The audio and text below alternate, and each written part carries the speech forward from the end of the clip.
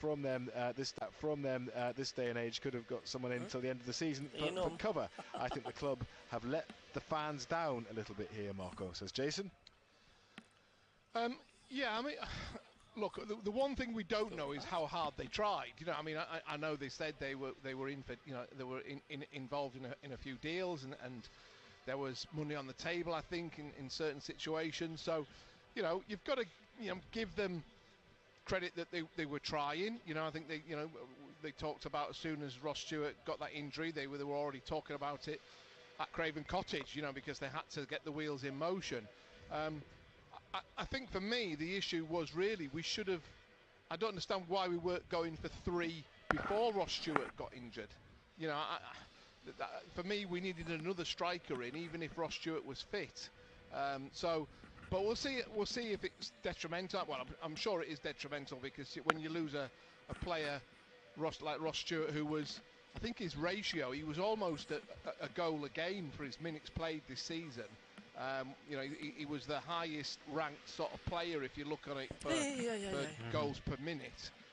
It's going to have a detrimental effect to your goal scoring, and the other players are going to have to pick up the slack in a big way. But we'll see, and it's you know, it's hard because I don't want to be too critical, because I've enjoyed the season. I am enjoying what the plan is, what the vision is. But I just feel it might be an opportunity missed. And thanks to Al in Benton for your message. Al in Benton's missed the boat a little bit here. He's obviously missed this player when he played in the Premier League for a while. But he says, Marco, have you got a cousin playing in Italy? There's a Gabbiadini scoring for Sampdoria. But that's the same fellow that was at Southampton for a while, Manolo, isn't it? And we established that you're not a direct relative anyway. No, don't think so. Although our name apparently is quite a rare name in Italy, he's not related to me. And his sister also did play for the Italian ladies team as well. She was quite a pioneer in ladies football.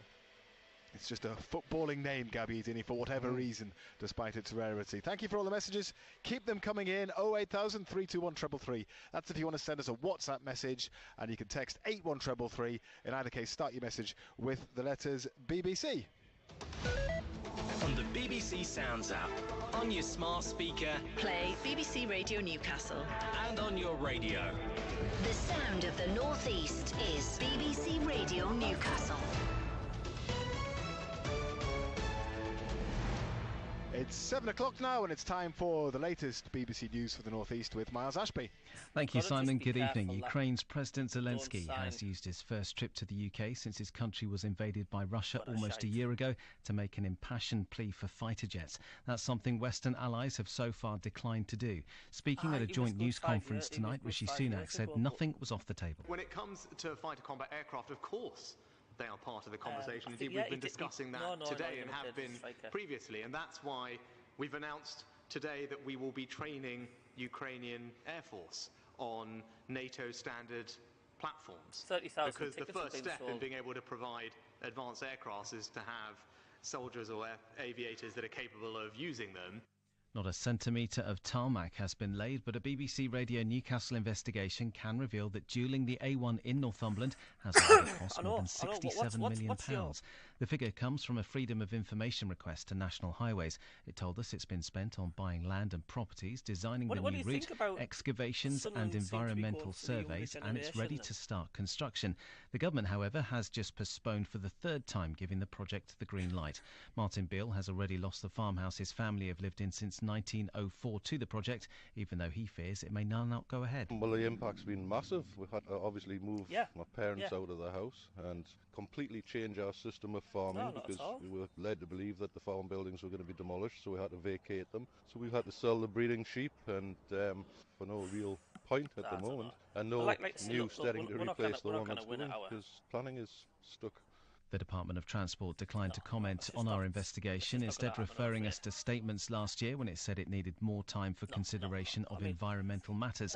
Anne-Marie Trevelyan, the Conservative MP for Berwick-upon-Tweed, says she's continuing to press the case for an improved A1 at the highest level. Turkey's President Erdogan has hit back at mounting anger over his government's response to Monday's powerful earthquakes. More than 11,000 people are now known to have died. Ilnur Çevik, a special advisor to Mr Erdogan, said it was difficult to decide how to distribute limited resources. How many people can you bring in? We're not going to go down as far as I'm concerned. The job's done, and I think the board's realising you have 100 helicopters, you land them in 100 places. From Melbourne, but there are 20,000 Australia. buildings. I'm going Which 11 again and down to penalty. So Sharon Kane from Morpeth is travelling around Turkey in a motorhome with her husband Steve and was about 80 miles from the epicentre when the earthquake hit. I mean, this country, we're learning more and more. It is prone to earthquakes, particularly the area that we're in. So we're going to be moving back down the coast and then across into Greece, eventually back to Northumberland. I feel so grateful that, we've come away unscathed from it when so many haven't. A North East Police Force has lost its bid to dispose of a redundant radio mast, which it said would cost more than £1 million to re-erect and maintain. The 160-foot tall Grade 2 listed structure was dismantled when Durham Constabulary moved from its old headquarters at Akeley Heads in 2017.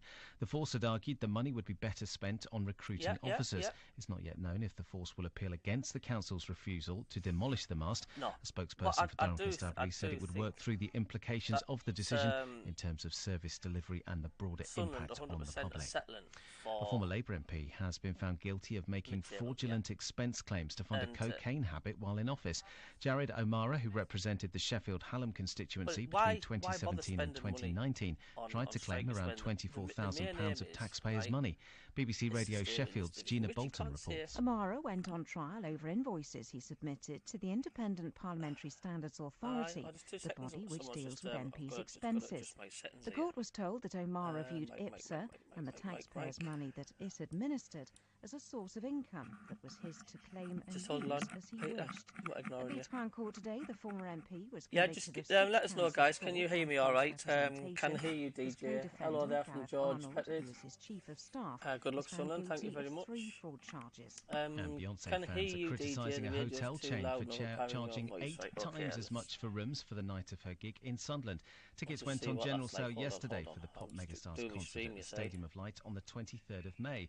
Fans spotted that Sunderland City Centre's Holiday Inn, normally priced at £62, is charging £499 the night Beyonce is there. The company says pricing is set based on supply and demand. Concert goers on social media, though, called the price daylight robbery. We have turned that down, so hopefully you can hear that. Let's have a look at the roads now. But yeah, it's fairly quiet. Just one strange, thing to bring you at the moment, and that's in County Durham on the A1 It's a case of like, how long do you want to be in this championship? I mean, okay, we'll stay up this season. What should Sunderland's next goal be next season? That's the latest BBC Radio Newcastle news. I'm Miles Ashby. Total Sport. When we won that war, I tell you what, I think a lot of fans didn't know how to react. Well, they say to give it 2 horse, it's been a season of 2 horse for us. Been a phenomenal turnaround. Eddie Howe's done a phenomenal job. What a weekend, Marble! BBC Radio Newcastle. I do think so, yeah. Absolutely. And fans just cheers, Petty. Cheers, Mike. Cheers, here at the Stadium of Light ahead of tonight's FA Cup 4th round replay between Sunderland and Fulham. It finished 1-1 in the first game. How will things go tonight? We'd love to hear from you. It's going to come to bite us in the backside. Well, interesting, just the one change. You know, because Sunderland, for some strange reason, seem to be massively prone to injuries. Every single season, all the years I've known Sunderland, we've always been bad. Is Bass, O'Nien, Pritchard, Bennett, Chris Rigg, Caden Kelly, Pierre Eckwer, Zach Johnson and Tom Watson. Fulham, interestingly enough, are playing Richard Anderson, what time's the kick-off? 7:45. Andreas, who played in the first game at Craven Cottage. More to come tonight as we build up to the game. We'll get the lowdown on Fulham. It's strange. I mean, you've got to see hats off to the lads, though. They've done well, but it's going to be interesting next season. What the board have got planned. Hey, it's funny, Salmon Pants has gone to Charlton, isn't it? Well, the potential now that it seems that the ground behind the Gallowgate end has been repurchased by Newcastle United, so people are talking about that and the potential for redevelopment there.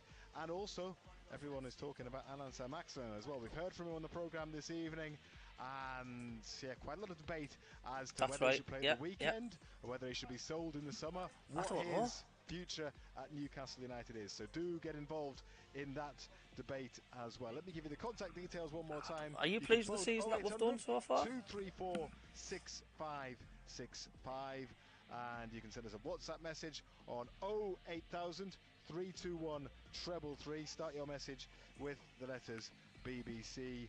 And you can text 81333 as well, starting again. Look, with Stuart keep getting injured as well. That's not going to help. That's not going to attract many players when any team want to buy him. And I'll read out a few more of your messages in just a few moments. We're going to hear from a few fans that I spoke to outside the ground in a little while. Of course it is. I'm just going to have a look at the team news tonight. Sunderland's opposition before that, and it's a familiar voice who's going to tell us about Fulham, who's covering the game. Oh yeah, Patterson in goal, Denver Hume, Bath, Ballard, Alessi, Neil, Mishu, Roberts, Barr, Clark, and Ahmad. See, you look at that squad, and you haven't got very many big, bulky players, have you? I mean, Mishu's tiny, Roberts isn't massive, Neil isn't massive, Denver Barr isn't massive, Ahmad's tiny, Clark. Bath and Ballard, solid, the two tall, but the rest of them, they need a few pounds of research on Fulham ahead of tonight's game. I think Fulham fans would have been quite impressed by Sunderland at Craven Cottage. Maybe they surprised Fulham a little bit. Fulham will be more prepared tonight, but it seems like they've got pretty much the same team. Yeah, I guess they've tried. Marco Silva's tried to strike a balance really between being strong enough to get through against, as you say, a very good championship side in Tony Mowbray, well drilled. There does seem to be a decent crowd tonight, Mike. Someone says Brownie 0375 says 1-0 to Sunderland, Riggs to score in the 88th minute. But at the same time, live in Curzon, you've got a player I'll take it. Champions League at some of the highest level. The opposite end of the scale, this young Luke Harris who's getting a chance, and it's only his second start in a Fullham shirt. All right, tune into the YouTube channel. You'll be able to see us. Plenty of quality in the side that all the best, mate. It's all right, mate. So that's me, mate. Peter on the phone. He's quite happy with the way Sunderland have been this season. They've not done too bad. And what do you guys in the chat think?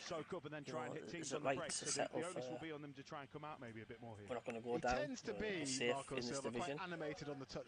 Let's go and enjoy ourselves tonight. He's not there. He's going to be animated somewhere else. He's been over-animated this season in terms of picking up bookings, so he's banned from the touchline. How will that affect them, do you think? I think it'll be interesting. I think Louis Beaumorte is equally animated, so I don't think there'll be any change down there on the touchline.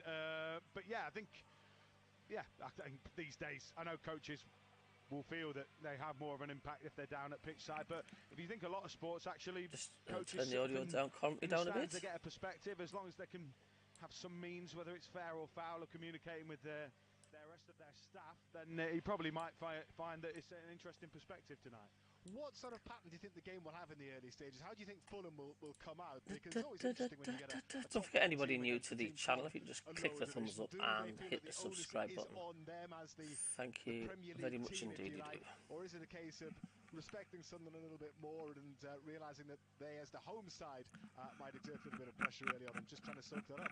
Yeah, I think it'll be interesting to see how they do approach it, because as I say, their Premier League system has been very different to the Championship system, where last year they were a dominant force and they really went for things, they really went for teams and were quite confident at times, whereas I think this team is more about soaking things up and trying to strike on the break and using a little bit of the pace that they've got.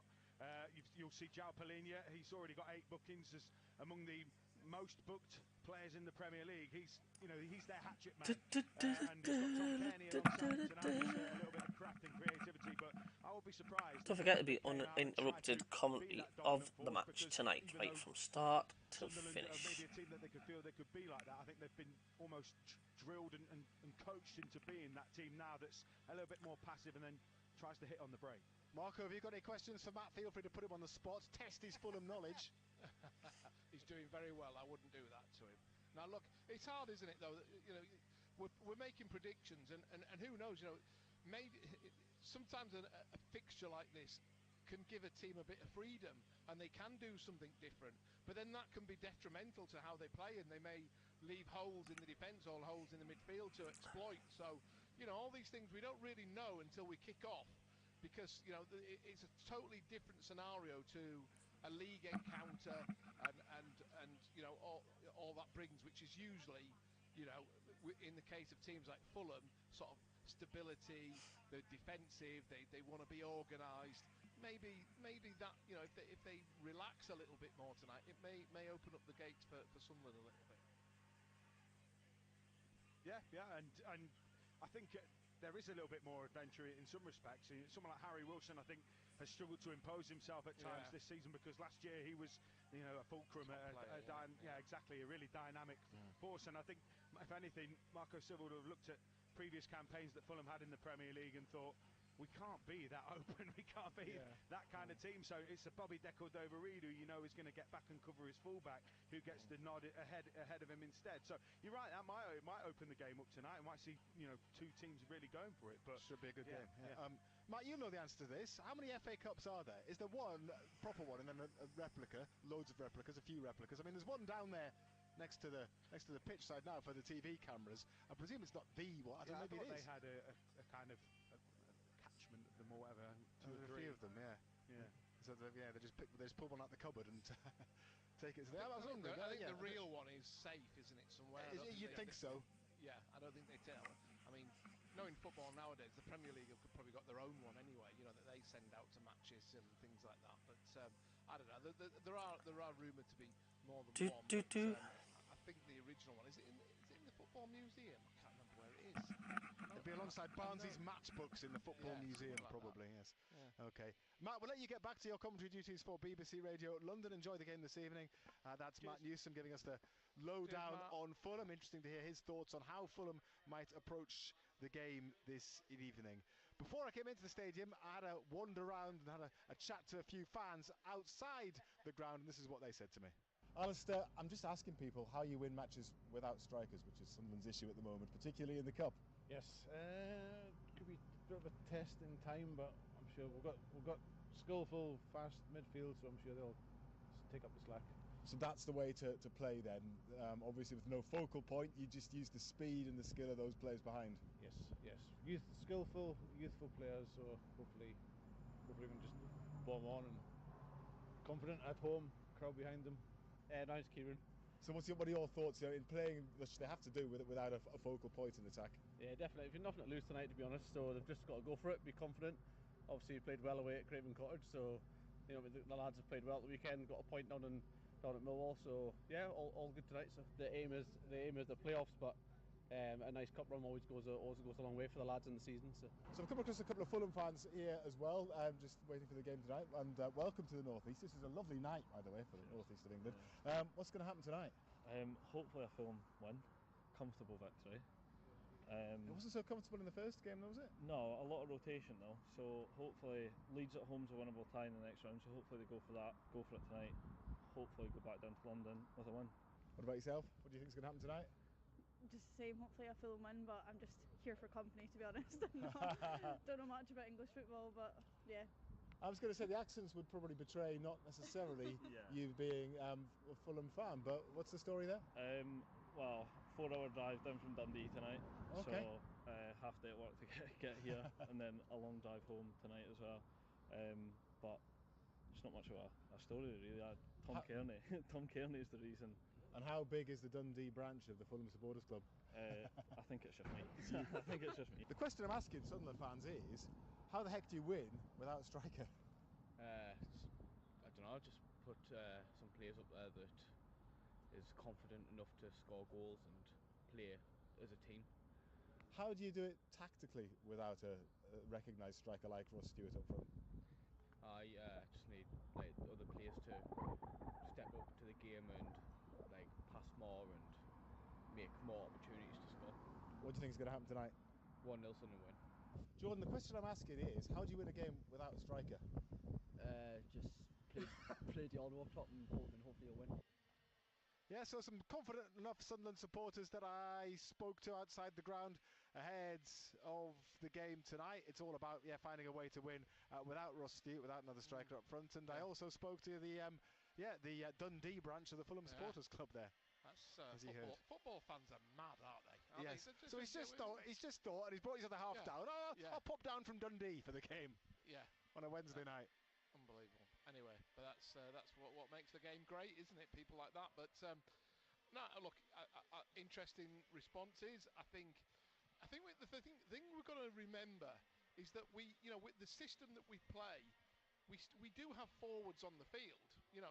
Clark is a forward, Roberts is a forward, Ahmad is a forward.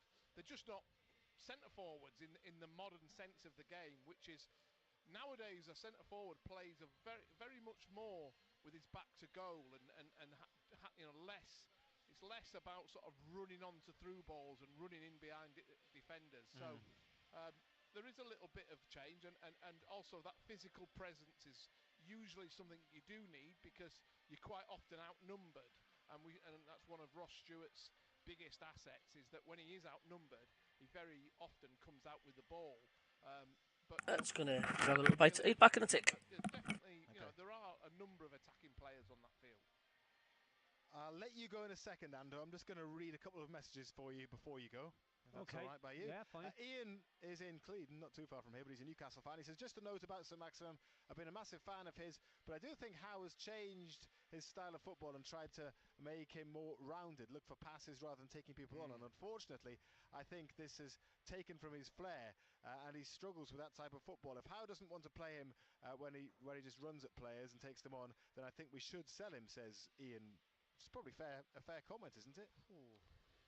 Yeah, to a degree. I mean, the one thing you would say is that Eddie Howe has come in and he's built a team with a structure that everybody knows what's expected of them, what they need to do inside the 90 minutes or whatever length of time they're on the pitch.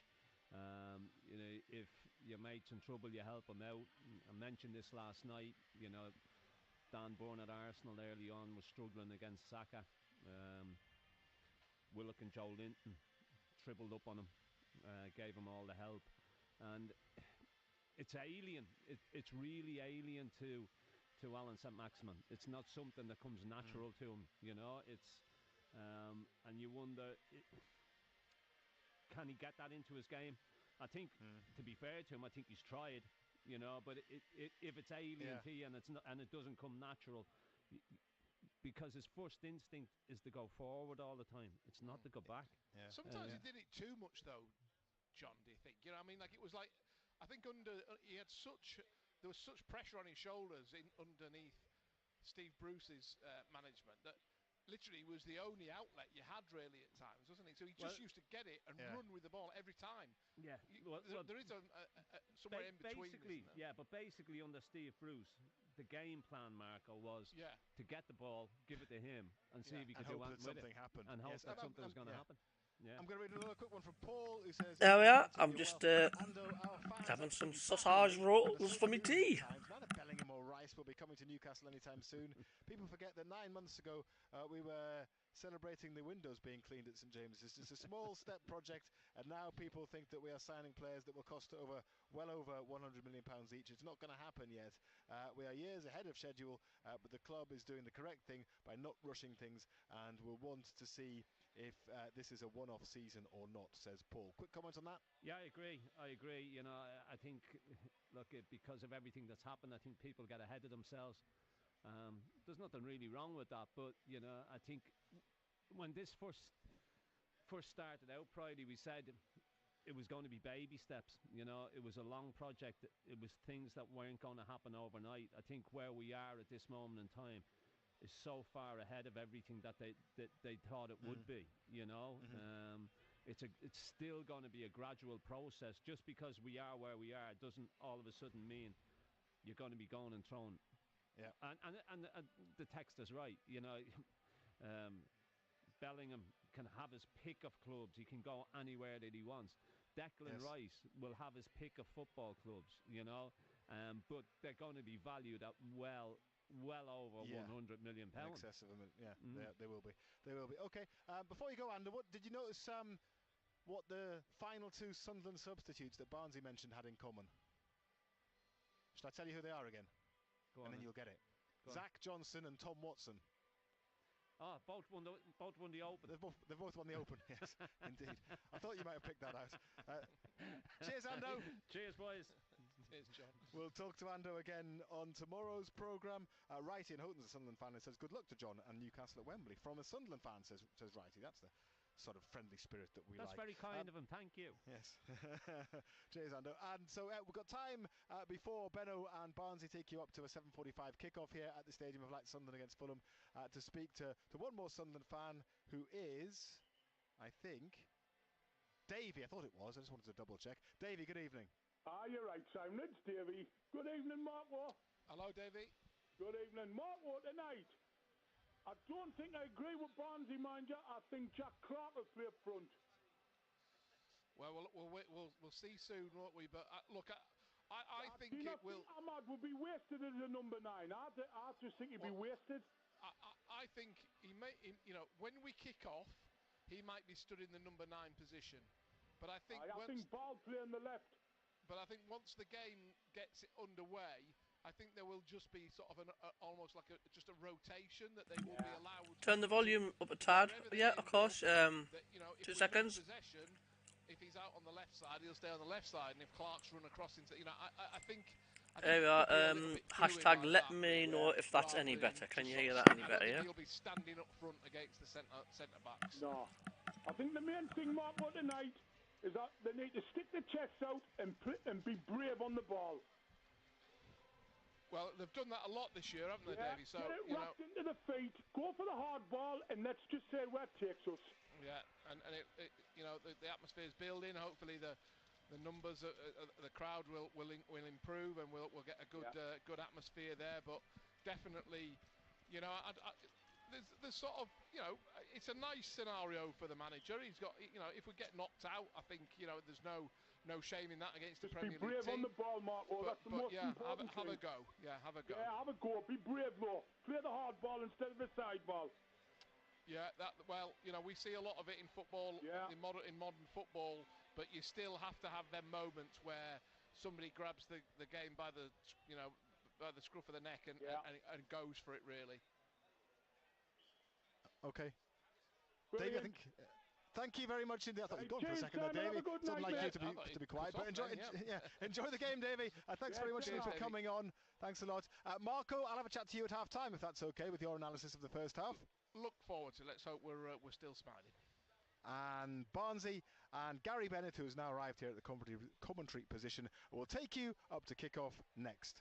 Everyone has a story to tell. There's a lot more perks to having alopecia than I thought. If you're aged 11 to 18, the BBC wants to hear from you. So it looks like we've got Fudgy the Cat sent in the programme tonight. So that your story can be told across TV, radio and online. I really hope my story has helped people who are going through similar things. Go to bbc.co.uk/young reporter competition to find out more and see the full rules and privacy notice. You have a voice that matters. Entry closes just before midnight on Friday the 31st of March 2023. The sound of Sunderland. Rolls it though to Vaughan. Vaughan inside the penalty. Oh, what a goal! Whoa! What a screamer! David Vaughan. Here is Raphael against Vito Manone. Raphael. Oh!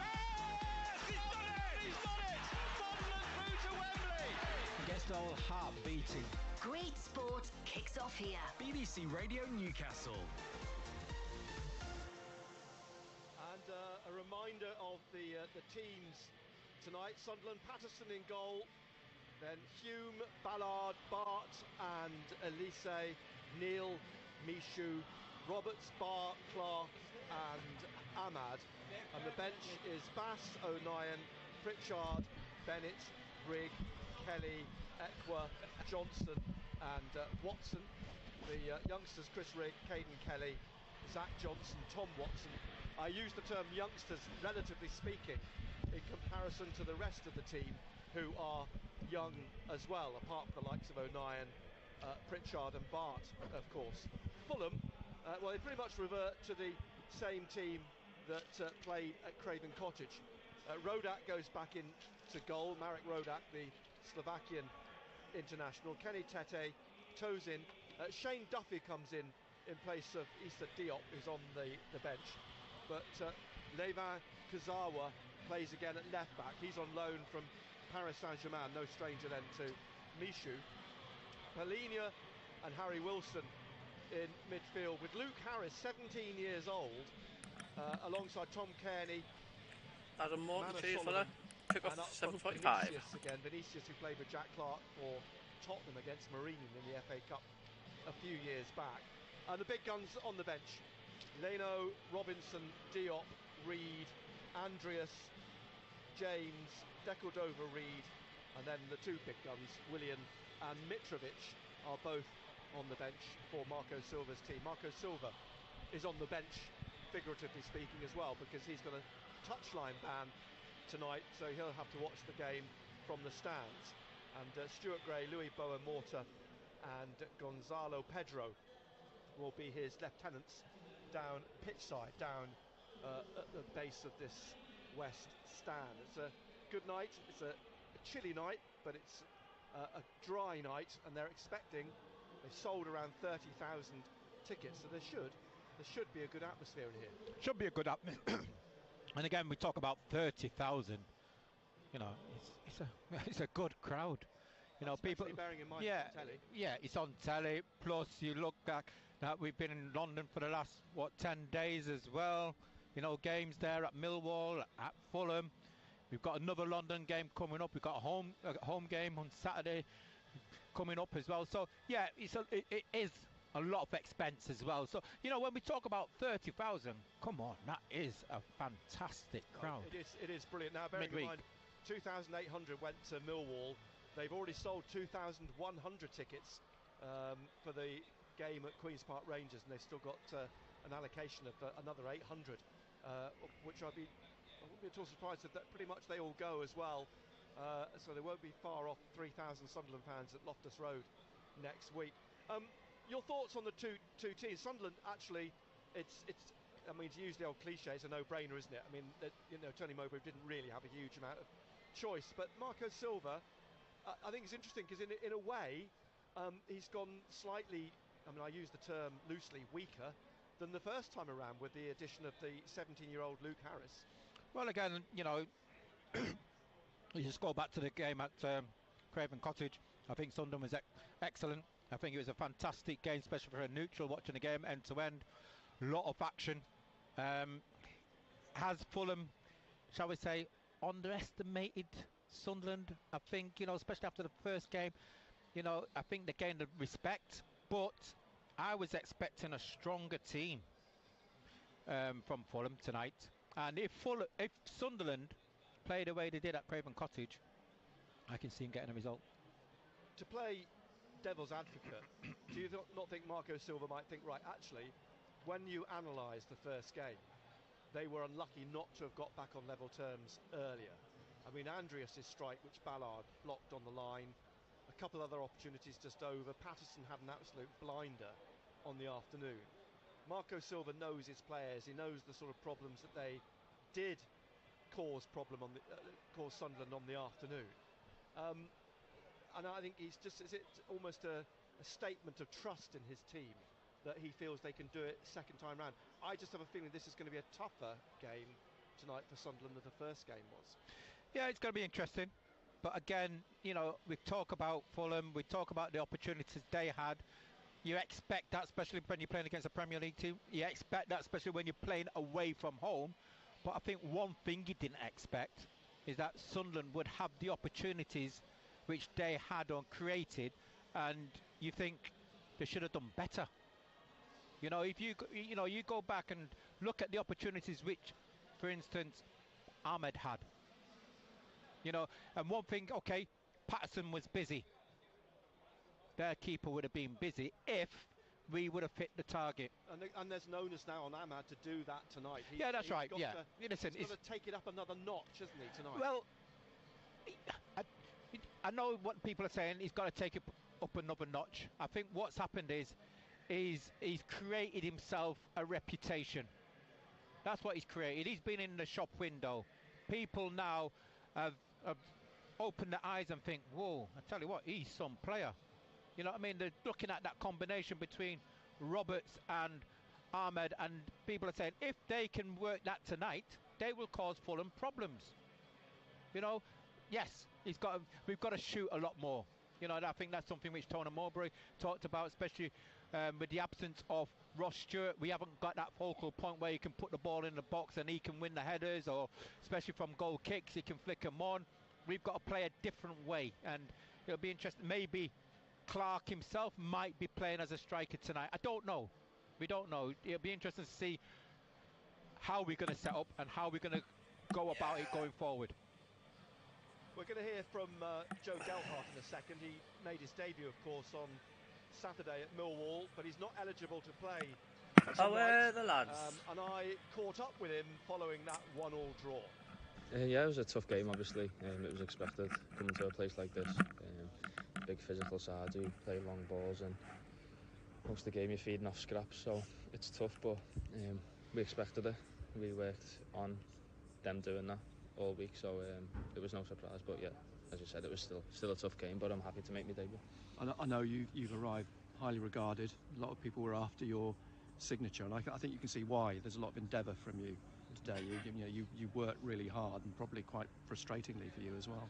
Yeah, well, I think that's the least you can give in football, is your 100%. So when I'm out on the pitch, I always try and give me all, and whether that means I come off early because I'm knackered, then that's fine. But yeah, I always give me all, especially in a game like this where you have to. It's a tough game, so you have to work hard and work off scraps, I guess. I mean, how will you have to change your game at all? Because Tony's talked about having lost Ross Stewart, suddenly you've become a number 9 now, and I don't think that's not your natural game. I thought you're more of a number 10. Yeah, but as I said, it's just another challenge for me in my development. I'm sure along the way I'm going to have to play number 9. I have done a bit with Leeds in the past, but yeah, it was tough against 2 big centre halves. But it's all me development, and I'm sure I'll get better at it. I mean, in fairness, I don't think you're going to get many 6'6" centre halves to come up against. So I guess that's one challenge out of the way now. Yeah, exactly. Yeah, I know the Championship's a physical league, and this is just probably the most intense physically team that we're going to play. So evening, chaps. Challenge first. Was one of the reasons you chose Sunderland is the opportunity to play, and I think Tony Mowbray said the one thing you would be playing come what may, and if Ross had been fit, he'd play 2 up front to accommodate you. Yeah. How are you doing? The reason I joined Sunderland is because of the project they've got on. I met the manager, and as I walked out, that's when I've just had my tea, and I've actually had some sausage rolls. The manager, the fans, how big the club is, they all had a part to play with it. So yeah, it was. Once I met with the manager, it's sausage rolls, and absolutely sausage rolls. When you run out at the Stadium of Light, with a nice 1,000 plus. I mean, that's going to be nice, an experience as well, isn't it? Spicy, of course, spicy liver sauce, liver chutney sauce, lovely. It's good to make my debut here today, but I'm looking forward mostly to make it at the Stadium with all the fans behind us. And finally, I mean, I take it you won't be overawed by that. You're used to that at Leeds. Yeah, well, Leeds. It's not alright, man. Pickled pig's feet, leave it be. Seeing how much they brought today to an away game, which is 5 or 6 hours away, it's incredible. So I can't wait to hear the noise at Stadium of Light. Total Sport. Live from the Stadium of Light. BBC Radio Newcastle. Joe Gelhardt talking to me after the game on Saturday. It would be very, very interesting if Sunderland were to draw or to win this game tonight and play Leeds in the next round. There's nothing wrong with me big trotters, leave them be. Game, but makes it a little bit more appetising, certainly from Joe Gelhardt's point of view. But he's not eligible for tonight. He's here. He's going to watch the game. Ben, I mean, what were your overall impressions of Joffy, as he's known, Gelhardt on Saturday? I think it's going to take him 2 or 3 games to get into the swing of things, get into know the pattern of play, get into understanding with the players. Hopefully he'll be able to build up a relationship, a partnership with 1 or 2 other players, as we've seen with the likes of Roberts and Ahmed as well. So, you know, it'll take him 2 or 3 games. What's his best position? I know he says he can play a 9. Maybe he might be a 10. He might play wide as well. So again, that's something else which, you know, Tony Mowbray will look at where we can get the best out of him. I mean, he's not the biggest in the world, is he? I mean, Ahmad, Roberts, and now Gelhardt, they're pretty much all a similar height. 7 dwarfs. Amad Diallo's playing tonight, yeah. That way.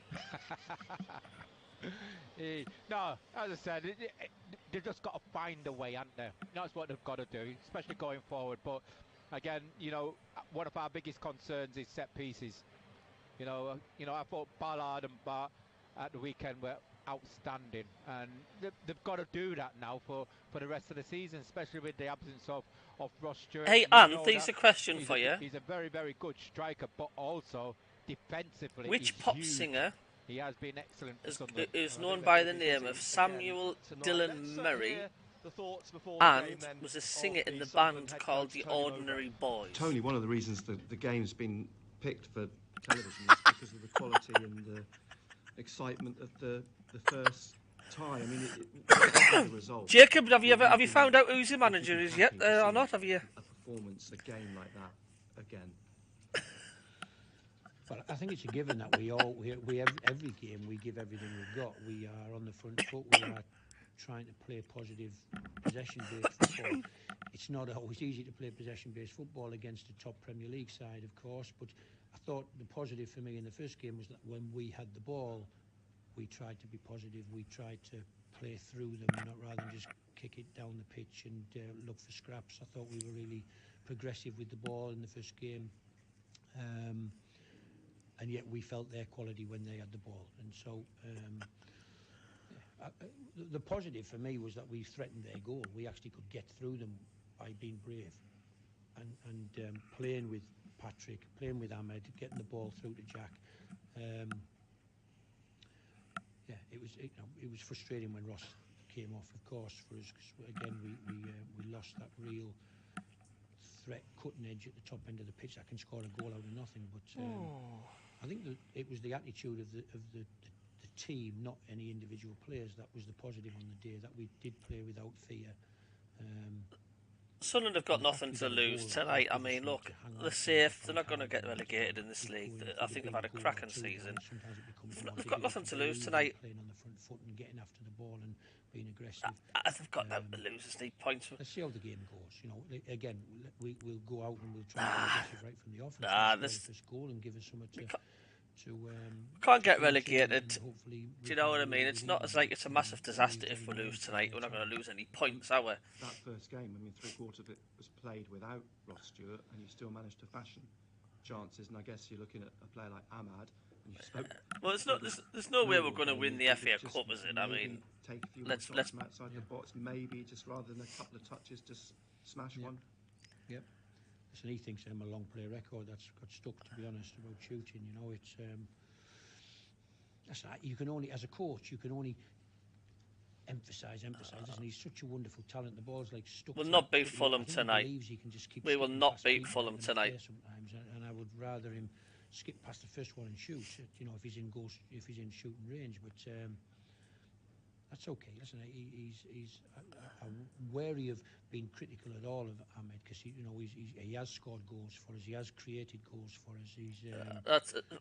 But I have Fulham will not beat Fulham tonight. They're too strong. We're not quite there yet. I mean, we played all right on their ground, but they'll have too much for us on the night tonight. I hope Sunderland do it. Of course they do. But I reckon you're looking at something like a 3-0, 3-1 Fulham. I'd say tonight.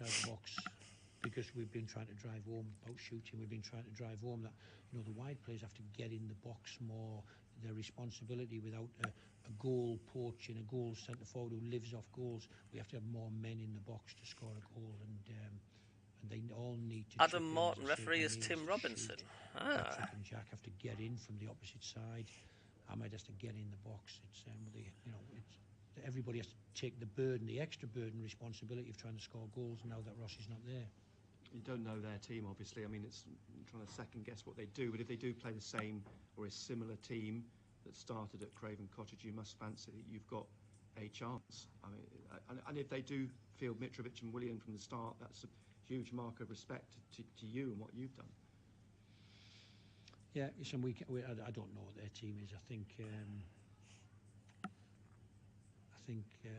you could feel the extra quality on the pitch when Mitrovic came on. The power, just the manliness of the ball in the box, and if you talk to our centre halves, you could feel the positional play of how he received the ball, the areas he went into that they weren't quite sure of whether they should go into them spaces.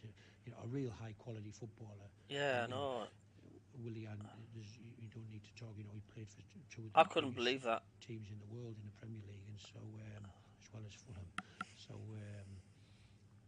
yeah, they've got high quality footballers, and whatever team they pick, it's like I said right at the start, it's a challenge for us really. It's not a hit for nothing. But it's a game that we would go and test ourselves against the quality. I spoke to him quite a lot. He did the Sunderland FC alternative commentary. On the pitch, and it's a good challenge for them. All right, Dale Boyd. Off the touchline. I mean, does that really? And I was talking to him quite a lot, and I think he was going through a lot of mental problems. I think he was suffering from anxieties and stuff, and he was taking too much on, because he says the videos he did, which were really funny, the alternative commentaries, he says they took a long time to do. They did take ages, and he was getting hassled from Sunderland Football Club for copyright. That he was using his material.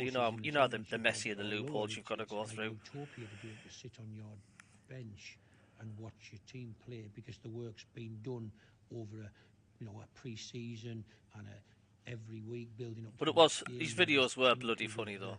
The basics of what you've already put in place. It's I don't think a manager in a Premier League needs to be on the touchline shouting and screaming at Antonio Conte, who is a coach who likes to shout and scream. To be honest, it wasn't there the other night, and they beat Man City. So Spurs, there's a head coach who wasn't there, who beat. Who's that lad that you have with you on the chat sometimes? It's from the Red and White podcast or something. BBC Radio Newcastle. Paul what? Or what is it? Has he got a YouTube channel? Placed in a swag bag and tucked away in a case and whipped away. The teams have come out. Do they also have like a chat? Do they have like a live chat like what we do on a Friday? They come out in their white shirts, black shorts, like, come on, let's just get on with this and let's get back on the plane home to London. It got that look of meaning business about them. Yeah, maybe he's been given an opportunity to put things right, especially after the first game. But we've just got to make sure that we're up for the challenge. The players then out in What's called? I'm going to search for it. It's called Red and White what? Yeah, Marco Silva is alongside us up here. RWE, right, I'm going to look at it. Okay, cheers, that's all. This height next to his analysts, because he's got the touchline ban, of course. Sunderland in their red and white stripes, black shorts and red socks. They are at the moment at the north end of the stadium. At the Roker end, Fulham, they're defending that in their white shirts, black shorts. The referee is Tim Robinson.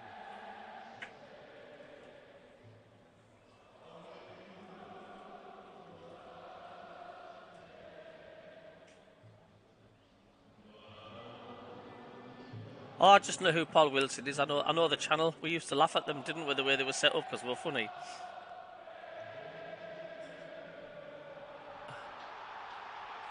I gather there are still queues outside. There are still a lot of people waiting to get into the stadium for the game, which is about to kick off. Tim Robinson, as I say, this is his 5th game in charge of Sunderland this season. His last was at Blackpool. He was here for Sunderland's 3-0 win over Millwall.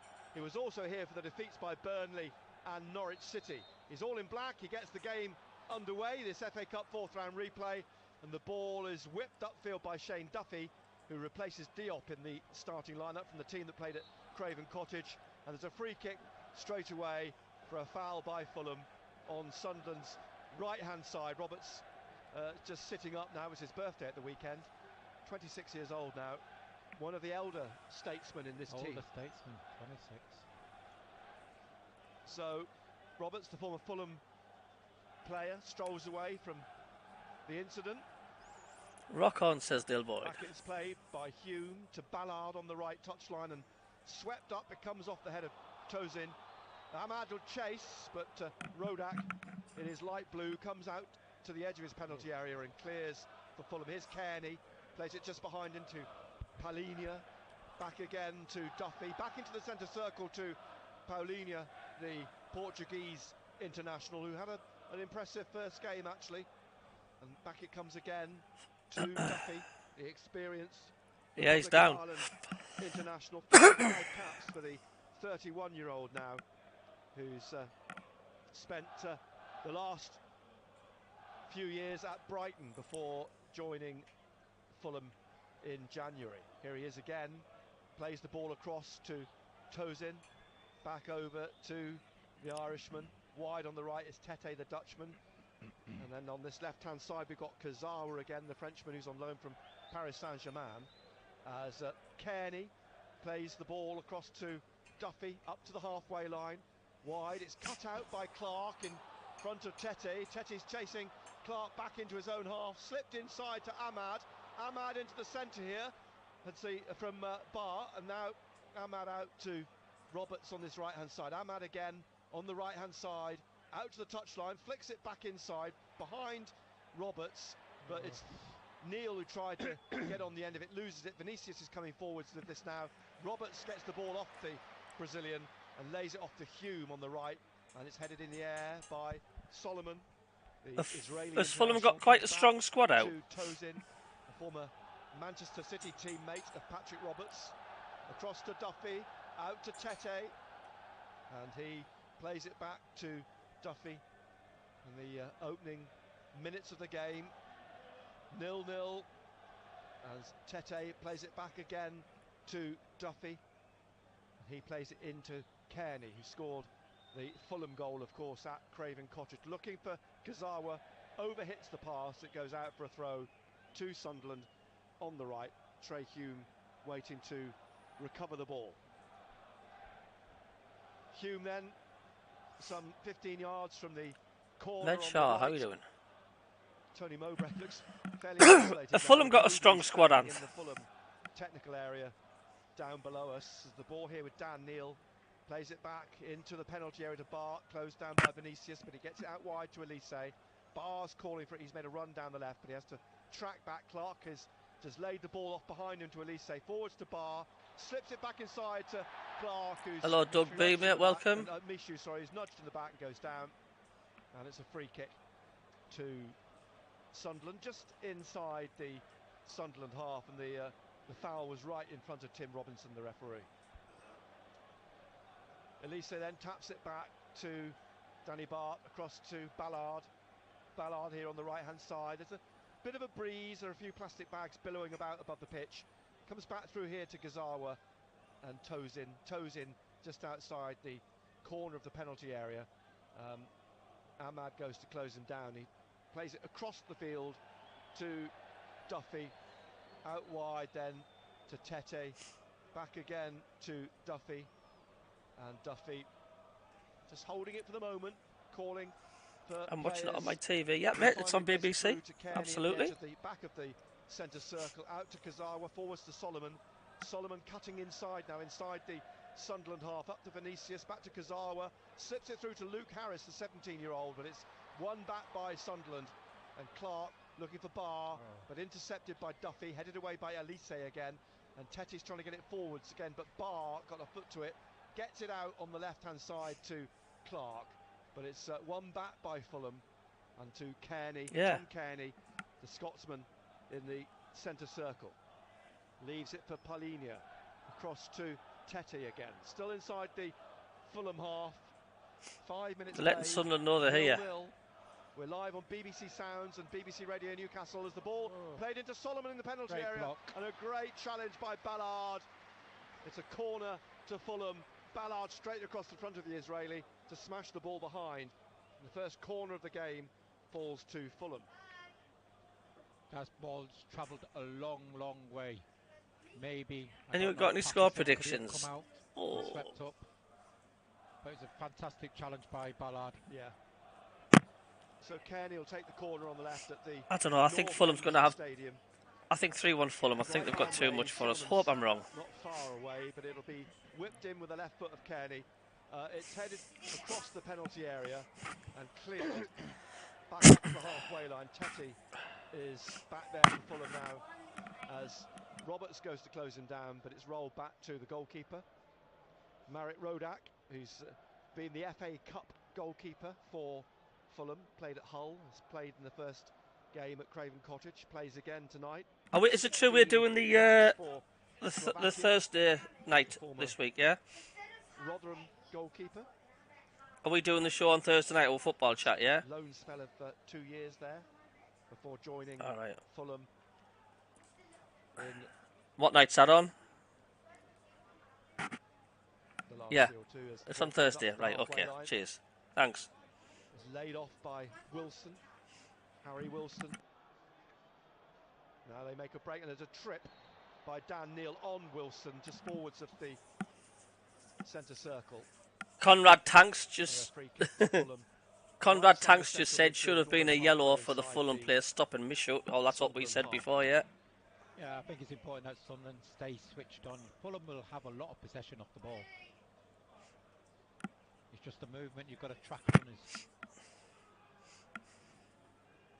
They've left Tete back on the edge of the centre circle again. Solomon's joined the two other players around the free kick. Kearney's but we'll still have fun. He slips behind Solomon, and it's one of two now. Solomon or Kearney to take the free kick. Ahmad's 10 yards ahead of them. One-man wall. It's slipped by Solomon down on that right corner of the penalty area. Back to Kearney. And Kearney, a left foot strike which comes off the back of Jack Clark. And it's eventually turned back to Tete, almost on halfway. And out wide again on the right-hand side as they try and play it through to Kearney, to the corner of the penalty area. Down the right of the box now as Fulham look to try and carve some sort of opening. Tete swings the ball in. It's headed up and away by Bart to the right of the penalty area. Roberts, it's not fully cleared, and it's stabbed in the corner by Wilson. Yeah. Harry Wilson in the 8th minute with the outside of his foot, it's stabbed it through and into the bottom right. We'll not beat these. They're too strong. I mean, like I say, the top half of the Premier League for a reason. Look at it, it's a soft goal, isn't it? Soft goal. We didn't clear the ball coming into the box, did we? We're a clean header. He's come down to Wilson. He's just Fulham scores. And I think he's just caught, shall we say, Patterson. Said that the first goal might be the most important goal, and Fulham have got it now. Whereas it worked very much in Sunderland's favour at Craven Cottage, it could work very much in Fulham's favour here. And Fulham lead. No, they're too strong. We've got too much for us. I mean, let's not get ahead of ourselves. I mean, I hope we do. It's a long way to go yet. He just stabbed at it, didn't he? Yeah. The 25-year-old signed from Liverpool in the summer. It's his first good finish. Fulham goal. It's come after 8 minutes. Sunderland now have got well, a little bit of a hill to climb if they didn't have a hill to climb in the first place. Here's Roberts in front of Tony Mowbray on the touchline. He's going to try and take this on, but it's just stabbed away by Kazawa. One back on the halfway line by Ahmad. He's battling for this and gets it back to Ballard behind him. And then across to Danny Bart on the far side. You know, sometimes it can work in your favour as well. You know, it might just release and Sunderland might start playing with a little bit more freedom. Well, as long as they don't concede another, because Fulham are on the break again, but Sunderland have managed to break it up. Pass me a tissue, please, on there, son. Eventually, it's played out. Good boy. To Dan Neil. Across here on the right to Trey Hughes. See you later, Dov. Roberts again, but it's cut out by Kazawa. He slips away from Ahmad and down this left-hand side. And it was a good finish. It was a good finish. Up by young Luke Harris, who scored a hat-trick for the under-23. Oh, and there's the round of applause for that Sunderland fan. February, and he's got a chance tonight, the youngster. And now applause for Sunderland fan Chris Collier, who you may have read at the weekend, sadly passed away, known to many people on social media for his alternative commentaries, and a very popular figure amongst Sunderland supporters. So Chris Collier being remembered now at the Stadium of Light in the 10th minute of this FA Cup replay. Yeah, Conrad Tank says maybe Patterson should have saved that, really. Play carries on the halfway line. Neil trying to get through. It comes back to Hume, who's drifted again into the middle. It's played out to the left-hand side to Clark. And now back inside to Mishu, but it just rolls off his foot. And he's trying to win it back, but he fouls. And a free kick for the foul on Polinia. A free kick to Fulham. Sunderland 0, Fulham 1 into the 11th minute. The Portuguese, Polinia, takes the free kick. A guy from Fulham fall down. I don't like Sunderland. Well, fair enough, mate. But welcome to the chat anyway. Rodak toes in. Closed down by Ahmad. Out to Duffy and further out to Tete. Closed down by Clark. Pushed out into midfield. Lost.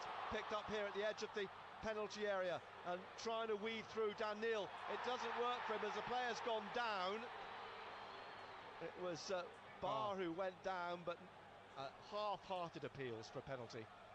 And now it's out to Ahmad on the right. Back behind him, Hume.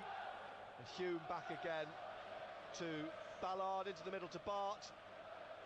Bart through to Mishu in the centre circle. He plays it back to Dan Ballard. He closed his account down. He did have a. He's under pressure from Vinicius. He did have a channel called Sunderland, but he closed it down. Shoulder, wins the ball off Dan Neil, who's looking for a free kick, but Kearney's away through the middle here. Rolls into Fulham at the corner of the penalty area on the left-hand side. He's trying to get it on his right foot. He's still going. Flicks it across here to Tete. Back into Wilson. And Wilson out to Tete again, who plays it back to Polinia. And then forwards through the middle. And back from Kearney into the centre circle. Duffy forwards again to Tom Kearney. And looking here on the left for Solomon, who plays it back inside again. Kearney into Duffy in the centre circle, through to Polinia, and he plays it across to the left, looking for Kazawa, who heads it though straight to Trey Hume, trying to get Ahmad away. One back though by Fulham in their white and black. Tosin up to Vinicius, back to the halfway line, and it's been won back by Sunderland. Barr trying to play it through for Ahmad, but back goes Duffy to intercept and play it back to Marek Rodak, who leaves it now for Duffy. Pushes it out through the middle up to Kearney, eventually back to Tosin. He plays it across to Duffy and into the centre circle again.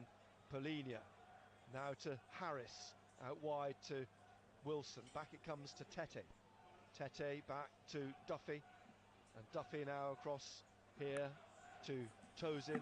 Kazawa up on the left-hand side. Solomon now trying to work away through and goes through here past Hume, and Hume trying to stay with him as he plays it through. It's cut out by Clark, and Clark now trying to get it out, but Tete, the boss in the game, Fulham, like they're controlling it well, right in our half as well. Sunderland half, and Kearney to Tete, and Tete out wide again. Harris, back it comes to Tete. Into the middle, Kearney at the front of the centre circle, and then to the left-hand side, Tosin swinging it over onto the right side of the penalty area. Luke Harris plays it back behind him to Tete, and Tete into the centre circle again. Duffy, they're caressing the ball Fulham at the moment, moving it around nicely, just stretching Sunderland, and eventually back to Rodak, the goalkeeper, and they can afford to do that. They lead 1-0. Played nearly 15 minutes of this FA Cup replay. Kearney back to Rodak, and he will size up his options and plays it out to the left. Tosin up. Do you think if we ever get into the Premier League, we'll still have Tony Mowbray? Back to Solomon. Ahmad's trying to give chase. Do you think if out wide on this left-hand side to Kazawa, who can't keep it in, and it's a throw to Sunderland on the right-hand side. Yeah, it's going to be a little bit of a concern for Tony Mowbray because they've got the noses in front, Fulham, and it's a case of we need to press further up the field, try to put them under a little bit more pressure. I think it's too easy for them at the moment. And their possession. I mean, Fulham are just they're just in possession, aren't they? A big test for Sunderland. This. Hear the wind rattling around on the roof here as giving it away. Ahmad tried to get it forward. Roberts tried to get it forward, but one back again by Fulham. Polinia back into the centre circle to Shane Duffy. Forward to Polinia again. Barr is in front of him. Leaves it for Duffy on the halfway line on the right-hand side. And he will just caress the ball back to Tozin, and it's a block by Ahmad, but it just bounces off harmlessly back to the goalkeeper, who clears up here to Hume, who's lobbed it into the path of Kenneth Neal, but again Fulham have got it back. And, our players' physicality are tiny compared to Fulham. Like centre circle to Harris, out to Tetty, down the right to Wilson. Wilson now just weaves away in, just runs away from the red and white shirts around him, plays it back to Tozin, and out is that better?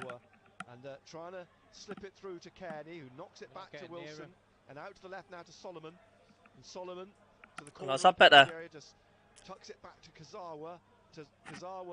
Just outside the penalty area. He's tackled, but the ball rolls back to Tozin, and then it's won back by Ahmad and Mishu. But he's tackled by Polinia, and Polinia comes forward and shoots. It takes a ricochet, but into the hands of Anthony Patterson.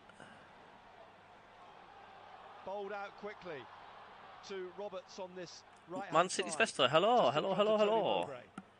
Roberts just turns, plays it back to Trey Hume, back again to Ballard, back to Danny Bart, and out wide on the left hand side to Elise, down the line to Clark, back it goes to Aji Elise, back again to Danny Bart, and Bart will play it across to Ballard. Fulham leading 1-0 from the 8th minute. We're now in the 18th minute, and a foul on who down here? Ahmad, is it? Yeah. On the touchline, right in front of Tony Mowbray. Free kick to Sunderland. Ahmad back up on his feet. Trey Hume taps the ball from the free kick to Roberts inside of him, back to is that better? In the middle of the Sunderland half.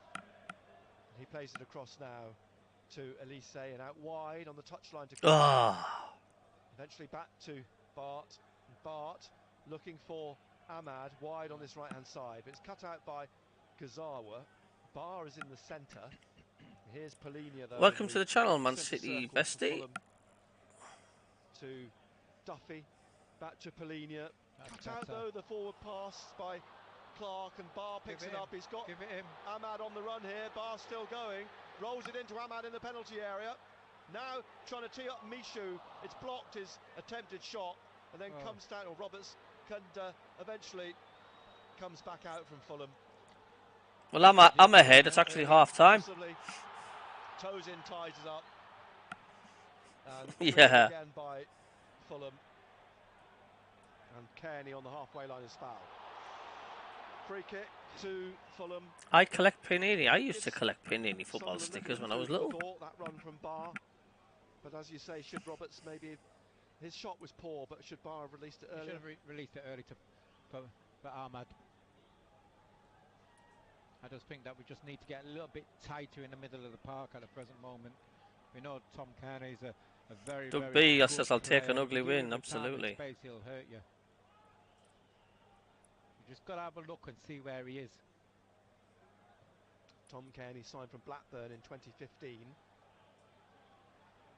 Cross from the right to the right, headed on by Wilson, but to Patterson. He holds it out quickly here now to Mishu, who lays it off to Clark. Back it comes to Bart. Bart at the back of the 18-yard line, on the 18-yard line, out to Neal, to Elise.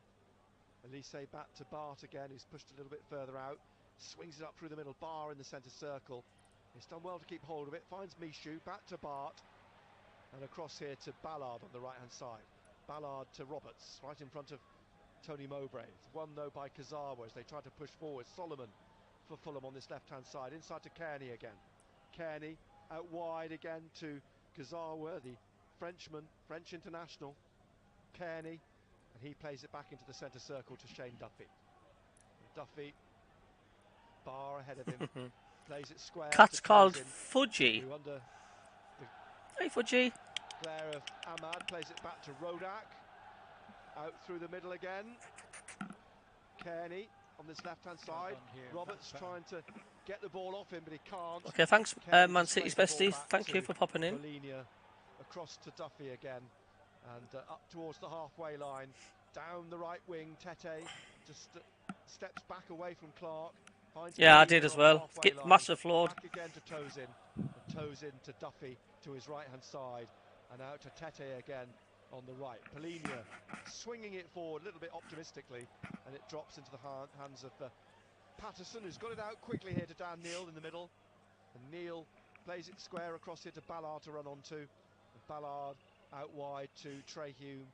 And Hume inside again to Roberts, who plays it back to Bart. 1-0 still to Fulham. About halfway through the first half. Patterson all in green to Ballard at the corner of the penalty area. Bart again on the 18-yard line. Back to Patterson. And Patterson passing it again to Bart. You're looking for the movement up front, Nick, and we haven't got any runners, have we? No. There used to always be one or two players that you used to get hundreds of copies of. You just couldn't get rid of. You had to just throw them in the bin. In the middle of his own half. Back to Ballard. We need runners. Not just Panini. There's in any of the team you would always get like where they'd obviously printed just millions of them on purpose. Halfway line has to play it back under pressure from Solomon to Ballard. Then Bart in the middle. Danny Bart just pausing for a moment, then playing it across to Elise on the left and out wide again to Jack Clark. We need somebody to run behind Nick just to stretch him. Everything's too neat. It's a bit static at the moment. It's all in front of Fulham.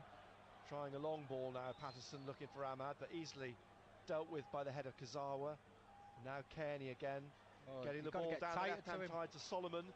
Hume has to track back. Solomon to the corner of the penalty area, into the penalty area now, trying to get it to his left foot, down to the goal line, pulls it back, caught by Patterson, lunging forwards to pluck it out.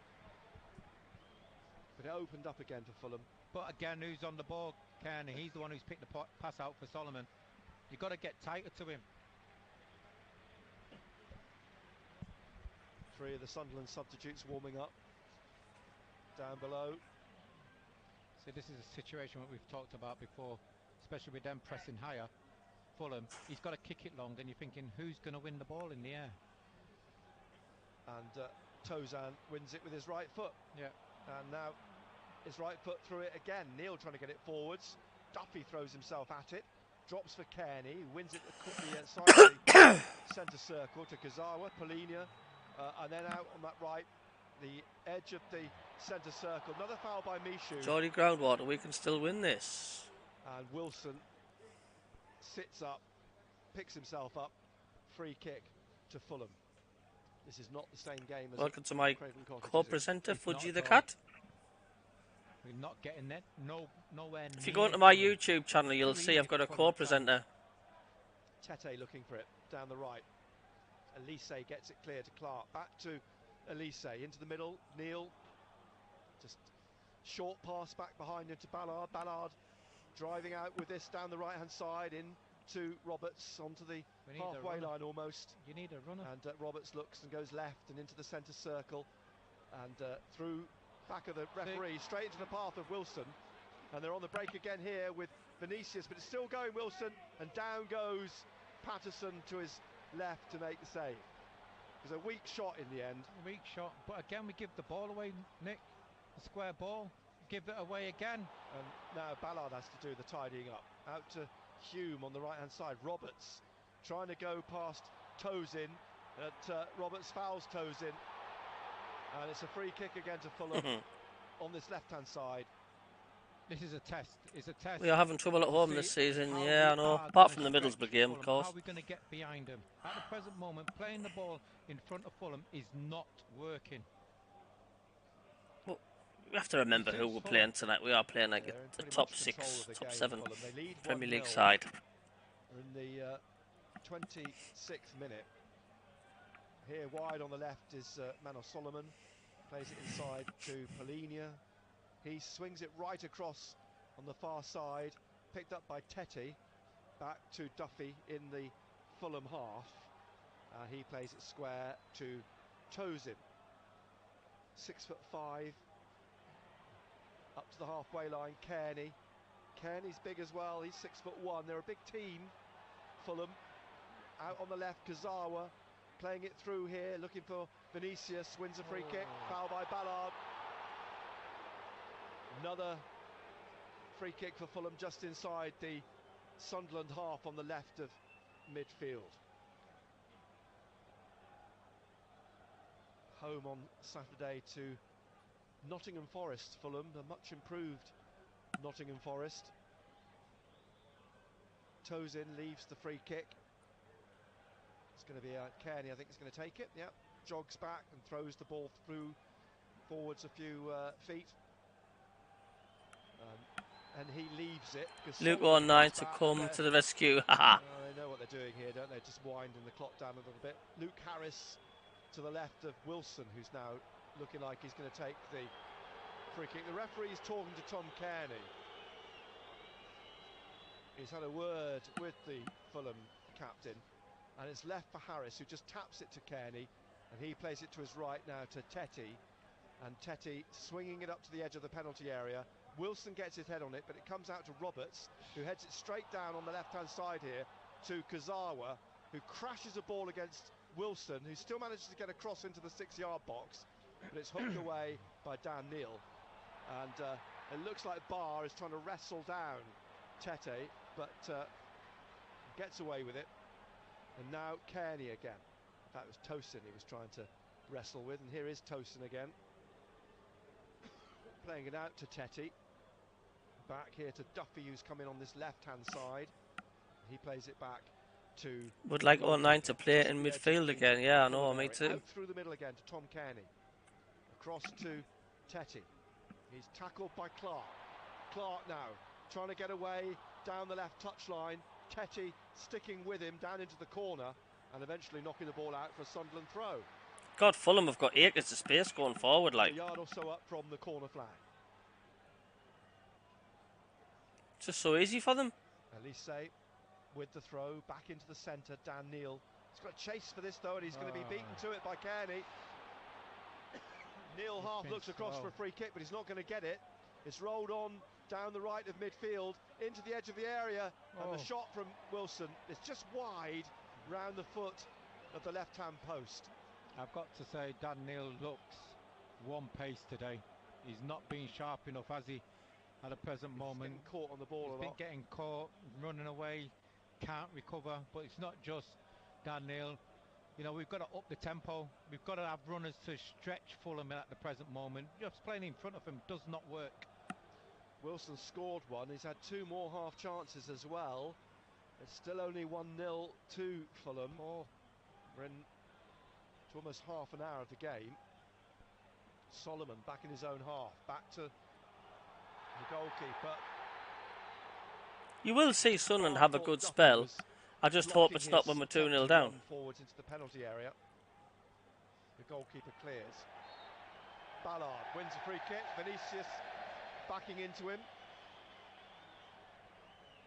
The free kick just inside the Sunderland half on the right-hand side. I think the pressure will be more on Fulham if it is on penalties. Hume on the right. Honestly. And he's played it straight to Kazawa. And now to Vinicius again. And he looks up, looks for the run of Wilson through the middle. Couldn't quite get his foot on the end of it. And it's run through to Patterson. He rolls it out now to Ballard on this right-hand side. Oh, if there's any team out of the two teams who's going to score, it's going to be Fulham. Hands down, it's going to be Fulham. Michu out to Elise on the left. Back into the middle to Dan Neal. Got no options going forward, Nick. And he's looking for Ahmad, but Kazawa will control this in front of Ahmad. Plays it to Kearney, and eventually back from Polinia. Doug B says, are Sunderland playing 4-4-2? And on the left, on the right-hand side, it's Duffy who plays it into 4-2-3-1. Again, back it comes to Tosin, and out wide to Kazawa in front of Tony Mowbray. His arms folded. It's played inside then to Vinicius.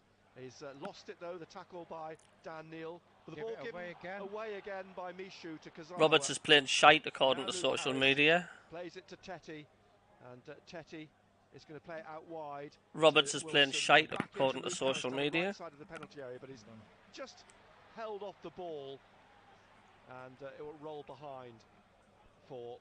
Yeah. Dan Neal just getting back to shepherd the ball effectively out behind. quite. I mean, at Craven Cottage, Sunderland played without Stewart. They played the same players pretty much, but they're just not having the same effect. No, but there's a dog on the pitch. There's a dog on the pitch walking up and down. There's a dog on the pitch. Yeah, leggy. I'm not sure. Here's a chance. So Barr's picked it up though in the middle. Barr, well, he needs some support here. He's going to try himself to shoot. It comes off the back of Polina, and Fulham will get it clear again. Although attempting to try and get on the end of it is Elise in the penalty area. As Duffy gets the ball out to the right, the crowd respond. Go on. Sunderland suddenly. Well, that attack snuffed out. It's come back to Bart on half. We get little snippets of attacks, don't we? And it just comes to nothing. And now Ballard. Ballard wide. He doesn't look fit, does he? No movement. It's cut out inside by Fulham. Up to Vinicius on halfway, but one back by Ballard. Roberts to Ahmad. Now Roberts onto this. Kazawa's on his shoulder. Roberts holding him off for the moment, trying to find Clark on the left corner of the penalty area. Clark onto his right foot, and he gets a ball in, but it's cleared by Tosin on the 6-yard line, and it's come straight to Ballard. Ballard now looking for the short pass inside the issue, then to Neil just to his right. Out here on the wing to Ahmad. Hume behind him, and now Hume on the right into Roberts, back to Ahmad. Ahmad on his left foot looks to shoot. It's spilled by the keeper, and trying to follow it up is Barr, but he puts it over the bar for a goal kick. A little bit better by Sunderland, but you're just thinking, you know, the ball's come back off the goalkeeper. This doesn't look good so far. Could have been more than 1-0 Fulham, absolutely. It's the first time we've really seen Ahmad and Roberts playing together as they can down in that corner. Well, I've definitely seen a dog on the pitch. But that's all started from us pressing a little bit higher, getting closer to the Fulham players. The last time Sunderland won an FA Cup tie at home was in 2015 against Leeds, and that set up a 4th round tie against Fulham, which went to that replay at Craven Cottage, which Sunderland won 3-1, only to lose then at Bradford City. As Michu picks one up in the middle, wins this and finds Clark. Clark inside again to Michu. Down goes right on the edge of the penalty area, but nothing says the referee. And out come Fulham as Kearney now trying to find a way through and out up to the halfway line, and they're on the counter-attack now before a foul by Neil on Wilson on halfway. Did he go down too easy? I can't stand it when they do that. A bit too easy. I know, it's like when they score, it totally makes the whole stadium sound shit, doesn't it? No. Like, is that when the bang in the tin? Go on. 34th minute, 35th minute. Shane Duffy with a free kick then for. Is that what you mean, Ant? When the kick in the back tins at the back? Swings it across towards Vinicius. Ballard gets it clear up into the centre circle, and Polino loses it, and it's played on by Barr to Ahmad. Ahmad being chased by Kazawa. Kazawa gets in front of him. Ahmad into the penalty area. Ahmad on the right of the 6-yard box. Checks and then tries to clip it back here and looks for Dan Neil, but it's whipped away from him. Were you on about the Sunderland fans kicking the back of the stadium? And again, you think, why didn't Ahmad just smash it with his left foot when he had the opportunity? Back has come to Patterson. Out now to Ballard on this. Does it sound like Git Tinny, like they're kicking the back of a tin shed or something? And Roberts just ahead of him. Back to yeah, it is an awful sound. I really wish they'd stop doing it. Neil again, rolling it back to Bart just behind the centre circle. Forwards to Dan Neil on the centre spot. You get a nice roar when the team score. You get a nice roar when the team score, and then it just sounds totally shit when that tinny sound comes on. Just a short pass behind him to Neil, and Neil to Hume. Oh, he's lost it in the middle, and away comes Solomon, and he's tackled back by Hume. He gets the ball back for Sunderland. We saw an incident like that. I don't know if you watched the Wrexham Sheffield United replay last night, but a dreadful error near the end of the game by Wrexham, just like that, giving the ball away effectively and allowing Billy Sharp through to score. You see how well the longer it stays 0-1, championship teams will punish you for mistakes like that, but suddenly, luckily, Trey Hume recovered in that instance. Here's Bart. He's swept it up past Michu. Tosin forwards again here now for Wilson, and He's played it over the top. It'll come back to Patterson, who just gathers it quickly and throws it down to Danny Barr, out to Jack Clark wide on that left-hand side. Elise's ahead of him, and Clark in the middle of his own half, just back to Danny Bart. Bart happy to hold it for a moment, then play it back to Patterson. Plays it across the face of... it is, I can't stand it, I'm totally with you. It's an awful sound. Tosin heads it down, Ahmad forwards it. It does, it ruins the atmosphere when they score. I hate it. And a ball through the middle, which will be chased by Wilson. He can't get on the end of it. Cleared by Patterson. Harris has won it back here now with Tete. And he's left it Tete for Harris, who plays it inside to Kearney. Kearney's under pressure, but he's got away from the challenge of Neil. Still striding on and getting the ball out, or tried to Solomon. Cut out by Hume, but he can't find Ahmad. His pass cut out by Kazawa. And now he's got it into the penalty area, but it rolls to Ballard, who passes it out to Neil. Out to Roberts and back to Neil, trying to get through, and he's stumbled on, he's kept his feet, he's still going. Solomon's trying to pull him down and does. The free kick just in front of the centre circle for Sunderland. Well done, Daniel. A lot better, stronger with the run. Yeah, held his ground. Neil held off Solomon, who pulled him down. Fulham leading 1-0. We're approaching half time. It's a free kick. What's he saying, Dale? Fulham half to Sunderland. Neil picks himself up.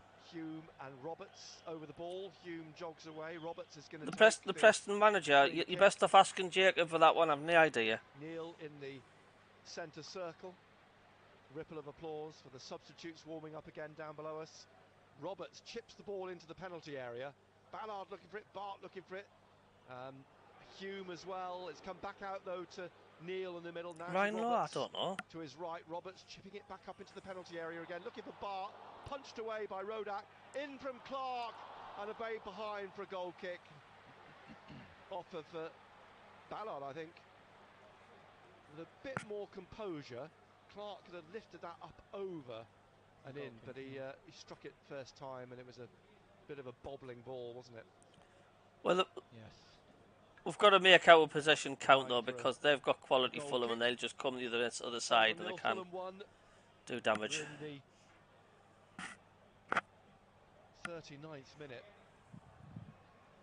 Duffy out to Tete. Tete up towards the halfway line, headed on by Bart, looking for Neil, but it runs past him as he tried to head it on, and Fulham again on the break. Neil win it, breaking it up. The pass forwards from Harris, then down to Barr on this left-hand side in the Fulham half. He just managed to twist away from a couple of challenges, and now out to this right-hand side to Ahmad again. Hume behind him, and he gets it to Hume on this right-hand side, and through the legs of Kazawa to Roberts, and Roberts on the right of the penalty area. Ahmad just feet from him. Ahmad now back to Roberts, and Roberts inside again to Ahmad, but it's won back by Fulham. And trying to dig it offside. Loses it to Roberts. Roberts trying to dribble through. The longer it only stays, only 1-0 down, then we're all right. And a free kick to Fulham, just outside their own penalty area. Taken quickly. Out it comes to the left wing. Solomon trying to get away, but Neil's won it back inside to Roberts. Looking for the run here to the corner of the penalty area by Barr, who goes down. But the flag up for a throw to Fulham. A little bit better in this last 15 minutes, Sunderland. And while it's 1-0, they're very much still in the game. I'd just like to see Sunderland test their keeper. Kazawa will take the throw then on the left-hand side. Back it goes to Tosin, closed down by Roberts. Back Someone's out got to close him down. Kazawa. Plays it across the 18-yard line. Clark came to try and put pressure on Duffy, but he gets the ball clear. It's laid off now by Vinicius. Hello, mate. Half of Hume. And in the centre circle, or Mishu, sorry. Anything could happen, yeah. Your cat was cute, yeah. Fudgy. That's what Dr. is called. And now Neil again. And Neil through to Roberts, just at the edge of the centre circle, across to Elise. Elise out to Clark wide. Barrows forwards. Elise's made a run forwards as well. Oh, his touch was looking terrible for there, Elise, man. But cut out by Duffy for a throw to Sunderland on the left, about 20 yards from the corner. Into the final Touch 5 like an minutes of the elephant. first Touch half. like an elephant. Elise comes across to take the throw for Sunderland. Drops on that left-hand side to Ahmad. Inside looking for Barr, but it comes down at the corner of the penalty area to Roberts. Into Neil out in midfield. Neil's shot blocked as he went to try and take it. Out by Solomon, but there's Barr in the middle to swing it over the head of Ahmad for a throw to Fulham on the left. Sunderland 0, Fulham 1. What have we got? 3 minutes till half-time. I'm not sure there'll be a huge amount of time added on at the end of this first half. Ahmad trying to tackle Kazawa, but he gets the ball to Kearney, and now to Solomon on the halfway line, left of the centre circle, played across then to Tetty, forwards down that right wing. It's Wilson, plays it back to Tetty, into the centre circle to Kearney.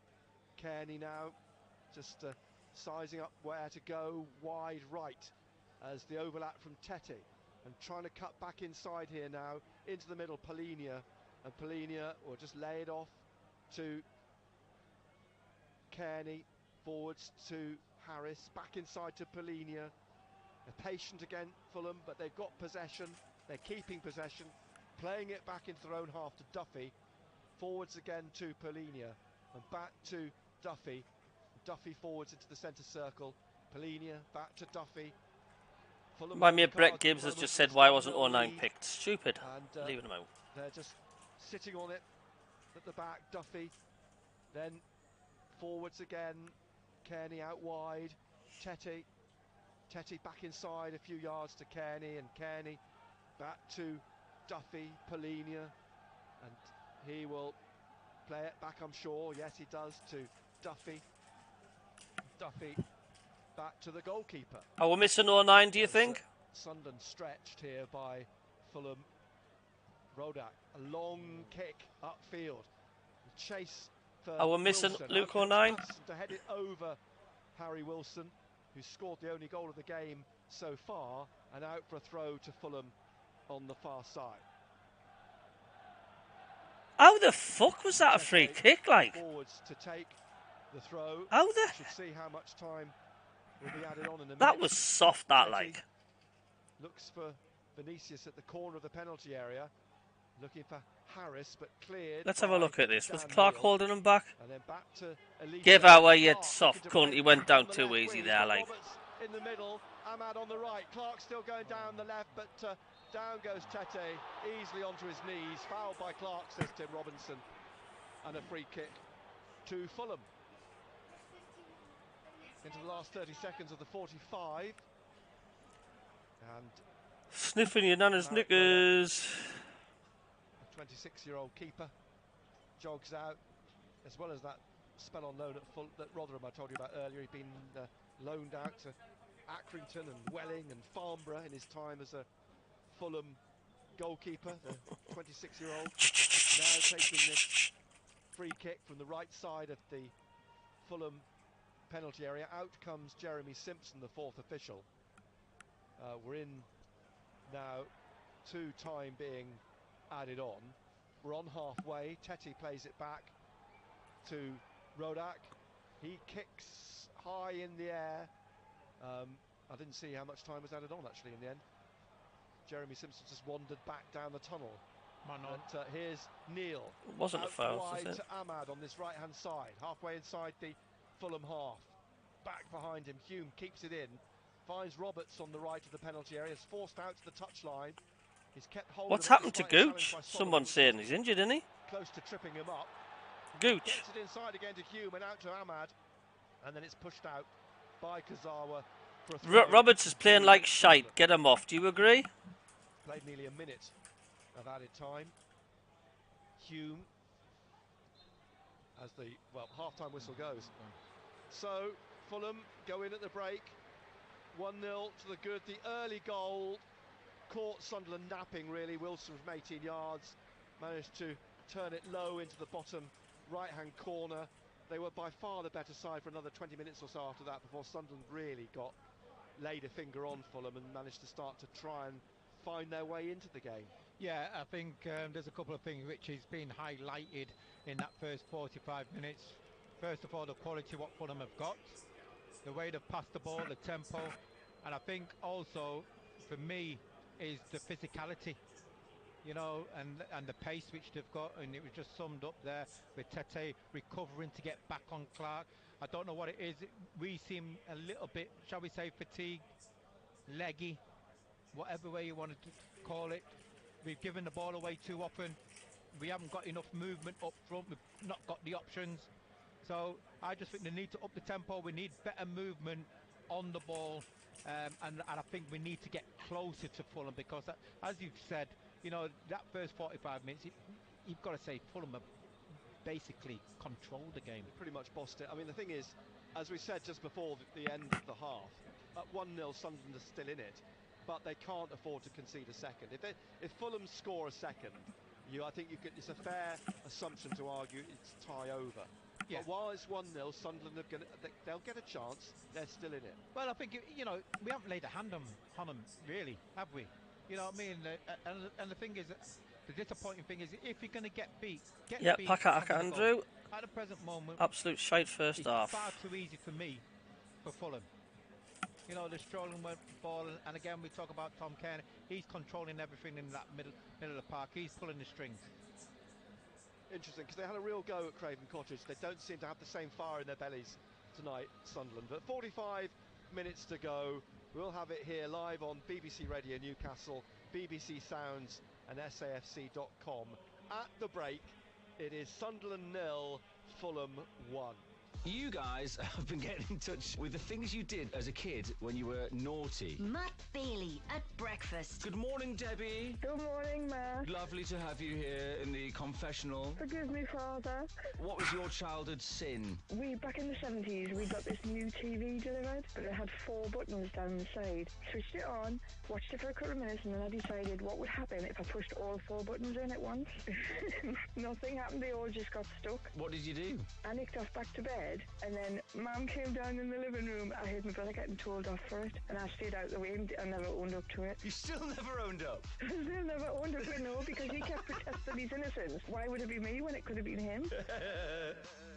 The sound of the North East at breakfast. BBC Radio Newcastle, making a difference in the North East. So half-time here at the Stadium of Light. Barnsley and Benno will be back with you very shortly for the second half. Can Sunderland fight their way back into this game? They only trail by a goal. They did come into it a little bit more towards the latter stages of that first half. If you'd like to have your say, why not send us a WhatsApp message, 08000 321 333. Start your message with the letters BBC, or text 81333. Again, starting your message BBC. The former Sunderland striker and Total Sport presenter Marco Gabbiadini joins me now. First half. Evening again, Marco. I mean, I think it's probably fair to say they started badly, didn't they? Very badly, but at least they improved. Well, they had to. You know, they would have been sunk without a trace. It's been a bit of a battle. We've seen the likes of, you know, Ballard, as you can see the frustration in some of his challenges. I think he wanted his teammates to show a little bit more presence, a little bit more bottle, really. And you know, to be fair, the first 30 minutes I think was played just about completely in our half, and way into our half. We managed to get a little bit of a plant the flag in their half a little bit towards the end of the first half, but one of my favourite songs, Daft Punk, comes to mind. Harder, better, faster, stronger. I think that's just Fulham have just bossed it, really.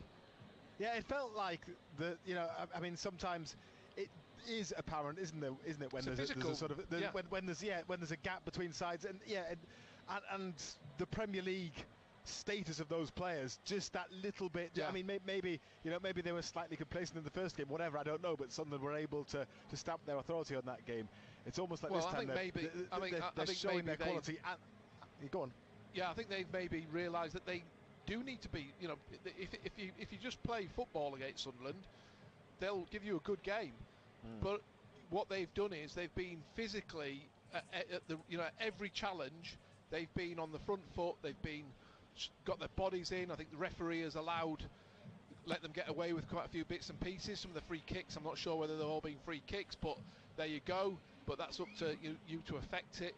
But it's just that physical presence that they have, and we just don't have it. And the higher up the divisions you go, the better footballers the bigger guys are. Their back five, the midfielder Paulinho and the back four are have just had a stroll in the park really in that first half, and I think we've got to try and affect the game. And a couple of times disappointing things at the end there. Just Jack Clark had a chance to have a run into their into their penalty box in the dying moments of the half, and the defender makes up 2 or 3 yards on him and gets ahead of him, and he ends up giving a free kick away.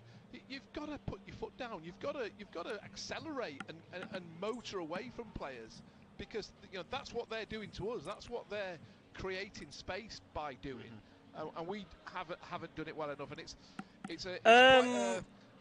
it's quite an eye-opener, because I just think look at it's a Premier League team showing why they are a Premier League team. What it's like. You look at our team and you can see how young and raw. As long as it stays 0-1, we're in every chance. They're struggling to have an effect on the game. They're a stronger physical side. It shows that because they're winning every 50-50 tackle. They're a stronger, more physical side. Look, if Fulham get a second, I think it'll be tie over. But as long as it's 0-1, then we're in every chance. Just needs that little magic moment to change the game, to change the mood, and the stadium will be lifted as well. So. At half time and doing exactly the same as they did in the first half an hour. Ahmad and Bar, the two most advanced players for Sunderland. What have you made of the way that they have been positionally? Because Ahmad spent a lot of time on the right-hand side, Bar a bit more central. They don't know what they're doing, do they? I mean, I think there's there's quite a lot of indecision. They're looking up, trying to thread through balls through for each other when it isn't quite on. Bar, when they're in possession at the back, we're not quite sure whether we go all the way and press them with the rest of the team behind us. There's just quite a lot of indecision, and we are truly missing a centre forward. There is no doubt about it. It's a different role, and we saw.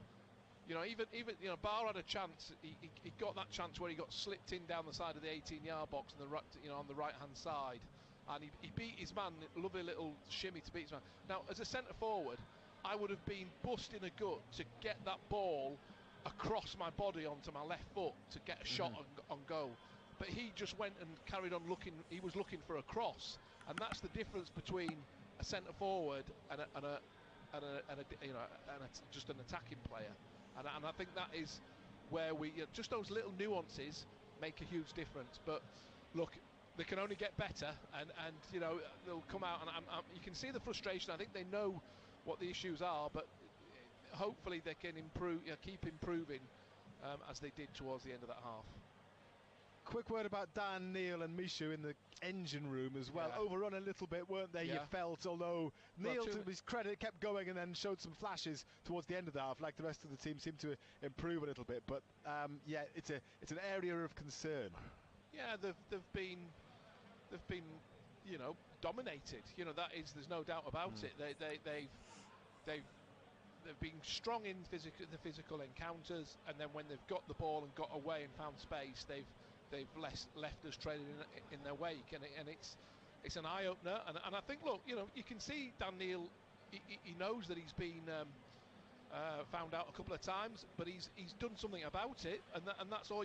That for me is that if there's a reaction and you try and do something about it, which he has done, then that's good. But we've tried to thread too many passes through that aren't really on, and it's meant that we've given the ball away in 40 yards from our goal. Gosh, we must have done it a dozen times, haven't we, today? Where they've looked up, they've tried to thread a pass through, and it's just got cut out, and then they're straight back on. What would you be saying in the The Packet Andrew says, what would you be saying in the dressing room if you were the manager? What would you be saying to Sunderland? Would you be giving them hell on? Leeds United await the winners of this match. They're in action in the Premier League tonight. They are up against Manchester United. No love lost between those two teams, and Leeds actually lead by a goal to nil. They scored very early in that match. One more question for you, Marco. What to do then in the second half? I would imagine probably no changes at half-time, or maybe there would be. I don't know. What do you think? Maybe Luke O'Nien centre forward. Yes. Well, look, I mean, I'm half joking because of the discussions we've had this week, but you know, sometimes you just have to ruffle a few feathers, and they haven't been ruffled, have they, at all, Simon? You know, they've had a fairly easy half of football, which, as a professional footballer, you don't get many of them, and we've let them have. I reckon Patterson should have had it. So we've got to do things quicker. To be honest, I think the keeper should have done better, yeah. And we've got to be It wasn't a powerful shot. He got his hand to it. I just think just improve on those little passes that were given away. It was a poor effort, I thought. Because they make a difference. If you keep giving it away after you've worked hard to win it back, and then you give it away straight away, there's nothing more frustrating than that for a team, really. Marco, thank you very much indeed. Marco will be back with his thoughts on Total Sport tomorrow evening, of course. I'll be chatting to Benno after the game. So please do continue to send your thoughts through via WhatsApp and text 08000 321 333. Start your WhatsApp message. Yeah, you would be, Andrea. 81333 if you want to text. Again, start your message with the letters BBC. Just got time before the second half, I think, to hear from the former Sunderland midfielder Jill Scott, who has had quite a year. Rewind, 12 months, and she hadn't yet retired. She hadn't yet won the Euros. She hadn't been crowned Queen of the Jungle. Jill has been back in her home city, visiting her old school, Monk Wearmouth Academy, where a plaque has been unveiled in her honour. And the BBC's Jeff Brown went to meet her there and asked her what it was like to be back. Oh, it's amazing, to be honest. I walked down the head teacher's office and I was like, am I in trouble? Because I didn't spend any time there. I've got to get that Bloody hell. record. Manchester United 0, Leeds United 1 as the latest score. Wearmouth was kind of such a key part in my journey to playing football, so it's great to come back, speak to the students, and see how much things have changed as well. I was going to say, you were playing football when you came here, but how big a role did this school play? Oh, a massive role. I came here and I remember there was a few of the girls wanted to play football, and they set up a girls' football team, which obviously going back 20, 25 years, that was unheard of. So first of all, to give us that opportunity to be playing football at school, to make their memories. And there was also a key part in my career when I was about 14, when I got left out of the England squad. And I just felt like the teachers always kept us motivated, kept us believing in myself. So yeah, without one going out of school, I don't think I would have gone on to have the journey that I have. And the message, what's the message you've been trying to pass on to the kids today? I think just work hard, really, enjoy it. I know when I was at school, everyone goes, your school years go so quick, and you're like, oh, it's dragging, but it really does go quick. So I think enjoy every single minute, make the most of every opportunity, but most of all, put the work in, because if you want to make that next step, you have to put the work in.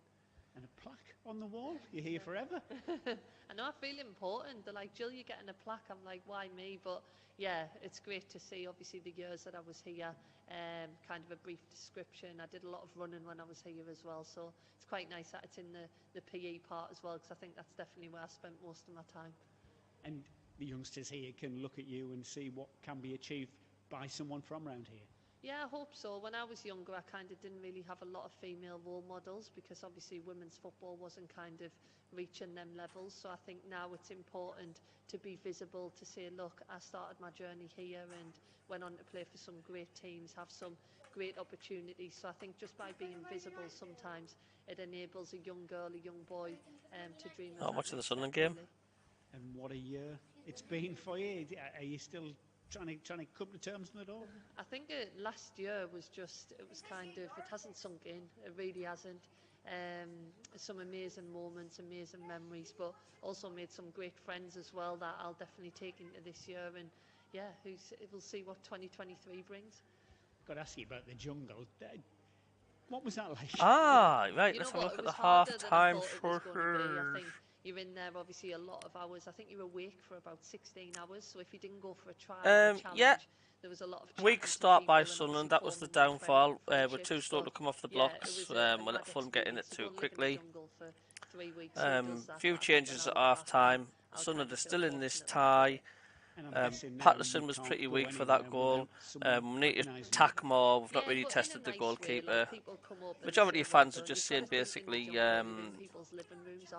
Majority of fans are just saying, you know, we're still in it. It's only 1-0. You know, keep the faith. I love people. I love chatting. I love having conversation. So yeah, it's been nice to meet some new people. Have you managed to get your breath back, and what is next for you? Well, I've managed to get myself back to the gym, which is a positive. But yeah, just kind of busy doing a lot of different things. But I think that does suit my personality. So I'm just enjoying everything, really. I am going to be back on the grass coaching very soon, because I still obviously want to keep my status as a footballer and a football coach. So yeah, I don't like to plan too far ahead, but hopefully, as I say, 2023 will bring some exciting things. Half-time highlights. Total Sport. BBC Radio Newcastle. It's headed up and away by Bart to the right of the penalty area. Roberts is not fully cleared, and it's stabbed in the corner by Wilson. Harry Wilson, in the 8th minute, with the outside of his foot, has stabbed it through and into the bottom right-hand corner. And Fulham lead 1-0. Nick Barnes and Gary Bennett, MBE. BBC Radio Newcastle.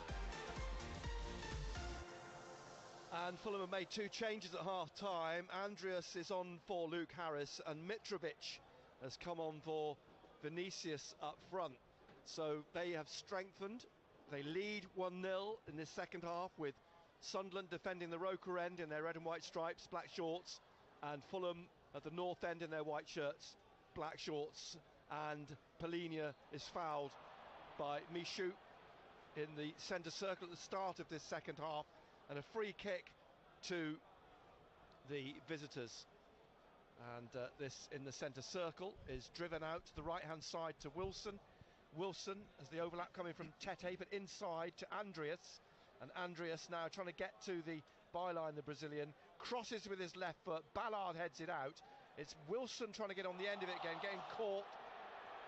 But a free kick to Sunderland as Wilson threw himself at Elise. So Andreas, the Brazilian who was capped in 2018, has played for Manchester United and signed here at Fulham in the summer after 11 years at Old Trafford, although variously out on loan in Spain and Italy, and still probably trying to figure out how he didn't score in the first game at Craven Cottage when Ballard cleared from him on the goal line. But here he goes, Andreas, down the right wing. He's going to try and come in past Michu, and checks, plays the ball into the corner of the penalty area, Wilson, and he tried to get it through to Tete on the right, but cut out by Sunderland. Clark trying to play it out. Behind him is Michu, who plays it into the penalty area to Bart, out to Clark on the wing, and then trying to get Barr away on this left-hand side. He's forced back to the edge of his own area, and then fouled by Kearney. Well done, Barr. He did well there. But we haven't got an option then, going forward. No. So that's my concern. It's difficult to know really what he can do from the bench in terms of, you know, trying to change the game. Pritchard's on the bench. O'Nien and Bennett, I don't know. I mean, it's I just think that they need somebody who can run behind. You know, Bennett might be able to do that. Yeah, a little bit of pace behind him. As Sunderland trying to get away down the left with pace, but Elise's fouled just in the Fulham half. And this wide. And quickly taken in through the centre to Ballard on the far side to, well, trying to get Ahmad away, but the ball swept out, and the throw to Fulham on the left-hand side. One thing Sunderland will have to do is stop service coming into the box, especially when you've got Mitrovic in there. But now he's a big, strong Mitrovic there. That's the real threat, isn't it? Yeah. We know how strong he is, and Tony Mowbray's spoken about what a threat he is. Now, nice little touch from Barr trying to get Ahmad through, but again intercepted by Fulham. We're on the counter-attack in to Wilson just inside the Sunderland half, lays it off behind to Polinia in the centre circle, back again to Duffy and Tete on the right hand side, back to Duffy and eventually back to Rodak, the goalkeeper, who drives this out to the right. Tete heads it into Andreas, who hooks it on wearing his short sleeves and black gloves, dyed blonde, short curly hair, comes back through to Patterson in his green at the Roker end, and either side of him are the centre-backs Ballard and Bart. It's Bart who plays it back to Patterson and then to Bart. 1-0 still to Fulham, 4.5 minutes of the second half played. Back to Patterson, back to Bart, and then out to Elise. Flicked inside to Barr. Barr trying to twist, and then he gets tripped just short of the halfway line. Free kick wide on the left. Elise comes back to tap it back to Michu, who plays it back to Ballard on the right of central midfield, and then short pass forwards to Dan Neil, back to Ballard, across here now to Danny Bart, and Bart holding it again and just wondering where to go, really. No, but there's no movement. There's no movement, and now he's trying to get it over the top. That's down the the one left. what you need, the Clark runner. or Elise. That's better. Elise runs onto it down the left side of the penalty area, pushes it back to Clark. Clark trying to go into the penalty area, onto his left, onto his right. He's still going. He's forced out. Leaves it for Roberts, who plays it across the face of Neil to Hume, and then down to Ahmad on the right side, the right corner of the penalty area. Back again behind him to Hume to try and cross, but it's gone out for a Sunderland throw. And that's what they need to play, one or two more of them balls over the top so they can run onto. This throw 12 yards from the corner on the right. It's going to be taken by Hume. Ahmad runs onto it, but back inside from Hume, in the back of the penalty area, cleared by Fulham. And they're looking to break again here. Andreas up through the middle, over the halfway line. He's got a runner to his left, down that left-hand side to Solomon, into the penalty area, out again down that left wing. And he plays it back into the box. Wilson's back heel, Kearney's shot, swept across the face of Patterson and the post, behind for a goal kick. Sunderland 0, Fulham 1 still. Live here on BBC Radio Newcastle and BBC Sounds. And Ballard in his bright orange boots, holding on to it again and then pushing it up. Little flick inside from Roberts, and then forwards to Barr from Michu. Barr in the centre circle. Clark out to the left here. Clark now with Barr continuing his run. Clark going into the centre. Tete pushes him in the back. He keeps to his feet. Plays it behind Roberts to Ahmad, who just lost control for a brief second, but now trying to dribble into the box down the right, trying to pull it back from the goal line. Is he? No, two defenders in front of him. And Ahmad forced to play it back to the corner. Little tap to Neil, and he swept it wide of the left post. It was an opportunity. It was good play by Hume, who could have taken a shot himself, but elected to play it back to Dan Neil. 1-0 still to Fulham. Mitrovic is down changing his footwear. He, like Ballard, is wearing bright orange boots. Is he switching them? He's taken both of them off. And a goal kick for Fulham.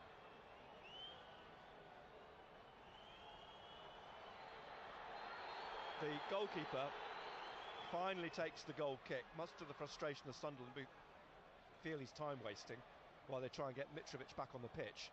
But here's Clark, little touch to him from Barr. Tetty's getting back. Clark crosses, edge of the area. Roberts trying to dig it out in the penalty area. Low shot. Great save. Just tapped away by the outstretched hand of the goalkeeper. Nobody could follow up. It's back to Ballard in the centre circle. Now Neil. Neil in the centre circle. Taps it back to Bart. Across to Ballard. Mitrovic still lacing up his boots on the touchline. Here again now Michu playing it out to Elise on the left-hand side.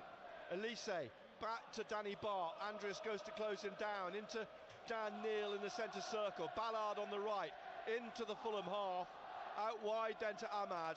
Ahmad back inside to Roberts, and Roberts wide again to Hume.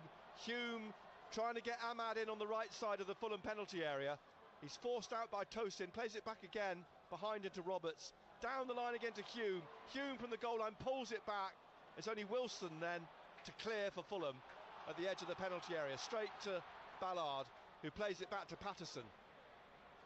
And Patterson now to Bart. Mitrovic back on, still wearing orange boots as the ball is cleared up onto the head of Kearney, headed on and then back into the Fulham half. Clark looking just to spin the defender, and he's brought down by Duffy. It's a booking. And it's a booking for Shane Duffy. First yellow card of the game. The 31-year-old Republic of Ireland international booked in the 55th minute. You see, balls over the top, getting defenders turned. They don't like running back towards their own goal. If you play in front of them, they'll like that all night long. This free kick will be taken by Roberts on the left-hand side. A few paper bags, plastic bags billowing about. And everybody grouped together just outside the D. Roberts swings the ball into the penalty area. Headed goalwards by Bart, but I say goalwards, wide of the goal, actually. And behind for a goal kick. Marco Silva's watching the game from the gantry alongside of us here, pointing and looking anxious down at the pitch when that free kick was taken, but he had no need to worry. Here's Rodak being closed down by Roberts. He clears up towards Wilson. It's on the head of Elise. Through the middle now, Dan Neal. Neal trying to find Barr down the left of the penalty area. Keeps it in, down in the corner. Trying to come back with it. Elise behind him, taps it inside, looking for Neal. Cut out though by Fulham. Given away and picked up by Michu in the middle of the Fulham half. To the right-hand side now, Trey Hume. Hume trying to cut inside Solomon. Gets it inside to Roberts. Takes it in on his right. Now into Ahmad in the penalty area. Ahmad onto his left. Off the line. Cleared off the line by Fulham. And now trying to get out on his left-hand side as Neal trying to get back in past Wilson. Fouls Wilson. And a free kick to Fulham. Excellent. Great play by Roberts. Ahmed unlucky. A lot better by Sunderland. An opportunity cleared on the line by Fulham. Great footwork both by Roberts and by Ahmad. We know that's what they can do. That's what we know they can do. That was what was lacking in the first 45 minutes. But also we're pressing higher up, Nick. Sunderland 0, Fulham 1 in the 57th minute. The free kick will be taken by Rodak in blue, light blue, away to our left, Fulham right, up into the Sunderland half. Mitrovic back to Andreas, into the centre circle. Kearney lifting it across to the left-hand side, and Kurzawa, the French left-back on loan from Paris Saint-Germain, down the line to Solomon. Solomon, who's on loan from Shakhtar Donetsk, as they try and break in on this left-hand side again, Fulham, with Kurzawa and Solomon out wide on the touchline, and the Israeli just slips it inside to Kearney, back to Solomon. He's taken it into the penalty area, pulls it back behind Andreas, comes out now to Tete. His shot is blocked by Michu, out into midfield again. It's put back in by definitely Tosin opportunities coming. And Kearney's just squeezed out, back to Tosin behind him in the middle, and he's being forced back towards the centre circle by Roberts. Well done, Pat. Plays the ball back here now on halfway to Duffy, and Duffy. That's it, tie over. 2-0 Fulham, that's it, game over. 2-0. In this second half. Mitrovic, I think, scored, hasn't he? Bringing this out now for Fulham. Through to Mitrovic, back inside his own half. And the Serb plays it out on the left-hand side here now as Fulham push forwards yet again. 2-0. It's played into the penalty area. Mitrovic bursts through. Game over. Makes a save. It's pulled back by Mitrovic to Andreas.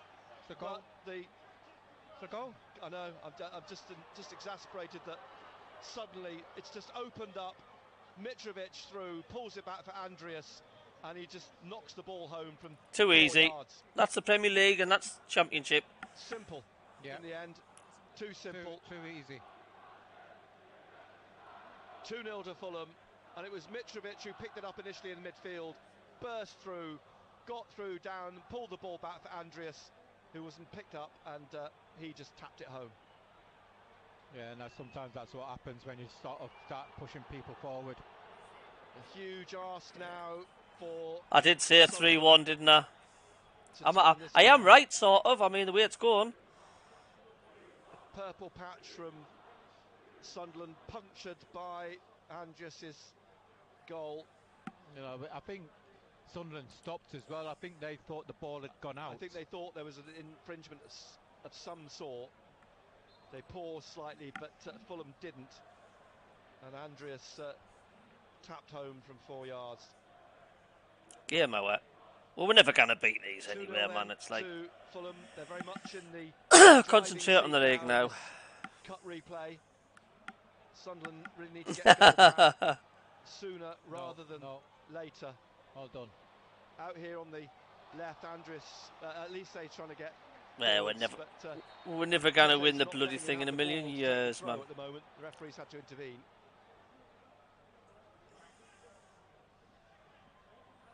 Elise then with the throw on this left-hand side, inside the Fulham half. Drops for Clark, swept back to Patterson at the edge of his penalty area. Look, Nine's coming on. Where will he come on? Where would as he a come striker? On? That's a good question. There's a foul on Robertson halfway by Kearney. Is it just going to be one change for Sunderland? I think Fulham are making another change as well. Yeah. Both sides about to make. It's tough, says Geordie Groundwater, but don't be too negative. That's what. Substitutes for Fulham that came on at half time were the two that were involved in the goal. Mitrovic and Andreas scoring it. So, from Fulham's point of view, the right thing to do. They lead 2-0. Here's Ballard down the right now to Roberts on halfway, wide on the far side, back to Ballard. And Ballard back again to Danny Bart. Yeah, we are missing Ross. I mean, we have to think that as well. We haven't got that presence in front, have we? Ballard. Really. And Ballard now forwards to the halfway line, but it's won back by Fulham. That then Neil gets his foot on it. He's on the break again now for Sunderland. Ahmad just ahead of him. Neil to the corner. That could be a penalty for Sunderland. That, you know, isn't it VAR? Is he tripped? No, says the referee. He went down very, very easily, Dan Neil. Probably too easily, as he was trying to take it all the way himself, and looking, I think, then to pull it back. But it's back with Marek Rodak. Fulham leading 2-0. Yeah, and you're just thinking, you're looking at that run, good driving run there by Dan Neil. But again, you're just thinking, has he got that belief? It's gone into the box, and then maybe he's been caught in two minds, whether to cross it, shoot. Who have we got next? I'm already looking forward to the next game now. Playing it back to the goalkeeper. Closed down by Roberts. He kicks in the league, for God's sake. By Neil, looking for Ballard, who's in the middle now, and Mishu getting his head on it. Drops for Ballard. In between three Fulham players. Double substitution. Oh, it's too late now, bringing the subs on. Friggin' hell, you pleb. Tony Mowbray. Who do you think will go off? It's a point of bringing them on now. Bar, yeah, Bar's one. Just risk. And just risking two more players getting injured. I wonder if at home. O'Neill will play in that role as Mishu's fouled by Andreas. We'll find out now because the substitutions are going to be made. We're in the 63rd minute. Roberts. It is penalty. Coming strolling off, yeah.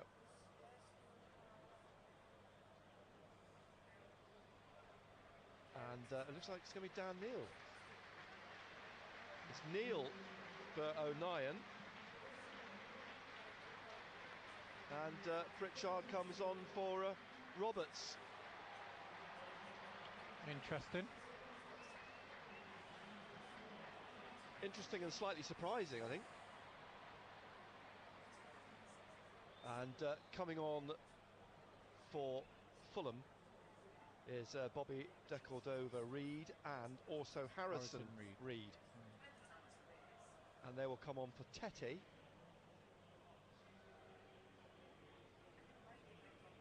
And that's going to be De Cordova-Reid that replaces Tete. And Harrison Reid replaces Paulinho. Daniel and Roberts. Paulinho off and Harrison Reid. Yeah, it's just a matter of player game time now, Doug. Yeah, just get the legs going a bit. Replacement. Get them, keep the fitness going for the Reading game. On comes the former Southampton midfielder who had a spell at Blackburn Rovers under Tony Mowbray. Yeah, because they've chased the game. They've constantly chased Fulham, especially the first 35 minutes of the first half. Richard's come out onto his left-hand side, Yes, Clark has gone in the middle, hasn't he? Yeah. It's a little change of We didn't get a formation. Here at the back, Danny Bart. Luke O'Neill out in the centre there, and parallel at the moment with Mishu. Back to Patterson. Sunderland trailing 2-0 at the moment. 20 minutes played of the second half. Out wide to Luke O'Neill. Back again to Ballard. Then through the middle, Hume. Yeah, I'd like to see them pull in 37,000 in League One. And closed down by Andreas. Do you think Fulham would have 37,000 in League One? I don't think so. Back it comes though to Bart. Out wide to Elise. Elise looking for Clark, but he plays it behind him and too far ahead of Pritchard. He's played out by Tosin to. Oh, for fuck's sake, man! Spins away from Pritchard and eventually out here on this right-hand side to De Cordova-Reid. You've got to make them passes. You've got to make them passes connect, man, when we're going forward. But so much space going forward. We're just. And then back oh, to Harrison Reid to Duffy. Closed down by Pritchard. Poked on by. Your support. Right side. Ahmad's there, but it's a poor pass. Your support's fucking shit. Off the ball at the edge of the penalty area. Yeah, they've only fetched about friggin' 250 up. Edge of the area, but it's whipped off his feet, comes back out to O'Neill, and then an offside flag is waved on the far side. And a free kick. I think the question is, Nick, what is Barr's position? What do you think he? Joshua Wilson, Luke O'Neill should be up front. I don't know. I mean, it's. And what position? He likes to get forwards. Is he playing as a striker or? He's been a bit. He is in a bit of a no man's land situation in this game, isn't he? Is Pritchard trying to drive into the penalty area? Tries a shot, bobbles through to Rodak. Not really any power or lift on it. And Rodak quickly to get the ball up the other end. A chase for Wilson. Elise heads it back to Patterson. Gathers it safely. Yeah, no. It out to Ballard. 2-0 to Fulham. It was an awful pass, Anne. Got a quarter of the cup tie left. It was a terrible pass. Just out wide to Hume. Back to Ballard. Ballard back into the centre to Danny Bart. Bart forwards again to Mishu, who taps it back to Danny Bart. And forwards again to Pritchard. Back again under pressure from Harrison Reid to Danny Bart, and across to Ballard. No. FA Cup runners-up, of course, in 1975, Fulham. There's the ball on the halfway line with Ahmad. Ahmad back into his own half. I've seen this many times before. Taps it to Danny Bart. Bart when you looking for Elise wide on the left. Now looking for Pritchard. Pritchard to Clark down the touchline. Clark checks back inside. And then rolls it into the centre. I've seen this many times before, where if you're playing a better side, you get a good spell, and then the other team just go bang score. I've seen it countless times when you're up against it and you've got a spell, and the other team can go bang. It's out the blue score. To Patterson. I just think that you're looking at this game, Nick, and at times they've used their experience, haven't they, Fulham? At times we've been a little bit, shall we say, we've been bullied, haven't we? Yeah, physicality side. Yeah, we're missing Stewart. I mean, they said that on Talk Sport this morning when I was at work. They, you know, Fulham, they brought him on again. He's such a dangerous figure for opposition. Here's O'Nien. We haven't got that talisman. Elise on the left-hand side, Clark just behind him. Clark here on the left, back into the middle to Michu, and he lays it off again to Ballard. And is he playing today? They need a goal, Sunderland, if they're going to make a fist of this. Through to Barr again, who lays it off on the right. Is Gelhardt actually playing? Up here, plays out wide to Ahmad. Ahmad now back inside to Pritchard. Pritchard turning but forced out by Harrison Reed. And then Michu lays it off here to Gelhardt's still on the bench, isn't he? And he's played it through, but it's cleared at the edge of the area. And Wilson Gelhardt is still on the bench. Tripped by Barr. And it's a free kick to Fulham on the right of midfield in their half. Oh, that's right. Yeah. Because Leeds are still in. I think, you know, the experience of Fulham, they're a little bit stronger than us. Suddenly they can step up again. Yeah. I mean, for instance, the second extra goal, half a yard. It's all Sunderland attacking. The next thing you know, Mitrovic has got the ball on halfway. Yeah. He's down on the goal line, pulls it back, and they're 2-0 up. Going out for a joyride, it's not working, DJ. Seems weird that Gelhardt isn't even in the squad today. 9 makes a better 10 player. Out to Tozin. Plays it into the middle. He's looking for Mitrovic. He's come right back for this. Up into Andreas, who's pushed down in the centre circle by... Yeah, I just don't think they realise he's cup-tied. A precarious line towards a yellow card. Not that it'll count, to be honest, because they are... I think he's more like he's tie-dyed. That's what I think. 2 more subs coming on. Ahmad Diallo, he's not had a bad game. He's going off. Deckled over Reed. Back to Duffy. Forwards down the right. It's played out. It's a throw to Sunderland. Deep in their own half. Not sure what people on social media, I said again, a freebie striker for 6 months won't hurt. It'll give us depth in the striker areas. Coming on. And Ahmad's coming off. I mean, this is... I think Michu. Is it? No. Michu? No. Yes, it is Michu. I think this is half an eye on Saturday now. Yeah, it is indeed. I think all eyes now from Tony Mowbray's point of view are not against Premier League opposition. We aren't. On Saturday. Down with less than 20 minutes to play, taking off the star men, if you like. Chance for Bennett. I don't think we've done that bad, considering where we've been in League One for 4 seasons, and now we're playing the Premier League opposition, and we've took them to a replay. And if we hadn't put our chances away, then it could have been a different game tonight. Trey Hume, but the goalkeeper's gathered it. And it'll be Fulham who roll the ball out here on the right to Duffy. And Sunderland now have made 4 changes and lost arguably their most effective players, though Pritchard is on, but what can he do? Harrison Reed stretches, loses it now. Eckworth's going to try a shot himself, and it's just past the post. Worth the effort. Pierre Eckworth on his left foot just dragged it slightly to the right of the foot of That's it. Get Laura on the camera. We're going to win 3-2. Fulham lead still 2-0. Goal kick to the West Londoners. Just pass short to Duffy and then out to Decordova-Reid. He drives it down to Wilson, and it's come off for Eckworth to knock back to Danny Barr. Andreas goes to close him down. It's a ball played back to Patterson outside the D to volley clear. And Kearney, I think he was thinking about trying to lob Patterson, but he was closed down by O'Nien. And now trying to get in the box down the right is Mitrovic, but it's cleared by Patterson. Give us some pigs trotters. Up to the halfway line. Duffy takes it on his chest, heads it down and away from O'Nien, who gets no free kick.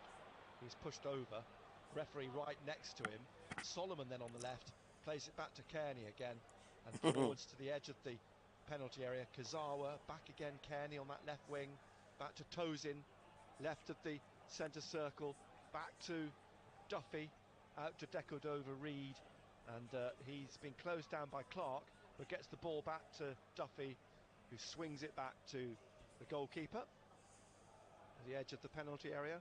Just over a quarter of an hour to go. Sunderland 0, Fulham 2. Live on BBC Radio Newcastle and BBC Sounds. Here's Rodak again as he's closed down by Pritchard, but up to the halfway line, trying to get away Hume, but it's won by Fulham. They've got an advantage there on that left-hand side, and in the end, good tackle by Hume on Kearney to concede a throw. Throw will be left for Gazawa to take by Manos Solomon, and drops to the feet of Kearney again. Back to Kearney it comes from Gazawa, back to Tosin on the halfway line, and then out wide, little back heel down the line to Solomon, inside then to Kearney, who lays it off behind, and inside again to Harrison Reed. Well, look at that. And then across on this right-hand side to Decordova-Reid, and inside to Andreas, back to Sheffield Wednesday, after beating Newcastle, got beat away against Fleetwood Town. Andreas' shot just over the bar with his left foot from just inside the penalty area. Goal kick to Sunderland. Yeah, getting a bit excited on the. They are Fulham indeed. gantry as their manager is getting worked up about something. Sunderland never ever get kind draws in cups, though. Never ever have done, as far back as I can remember. When the likes of Arsenal and that get Melchester, and then Fleetwood and Hacklevenny United and stuff. And like we get the likes of Fulhams or the Man Cities and things like that, and or the really horrible shitty ties, Sheffield United away. We never get kind results. Never do. Off the ball by Luke O'Nien, and the ball goes out for a throw to Sunderland. £120,000 into the pockets of Fulham if they go through tonight. Sunderland made roughly half of that for their win against Shrewsbury in the last round. Elise with a throw to O'Nien, then played inside by Pritchard to Ekwa.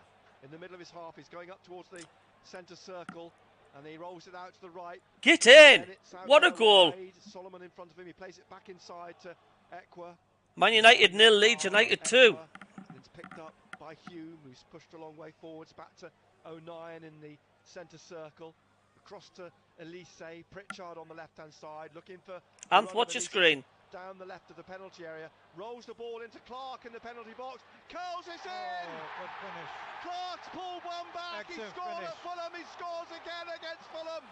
It's Sunderland 1, Fulham 2. Maybe now they have made a match of it. We've got 14 minutes left.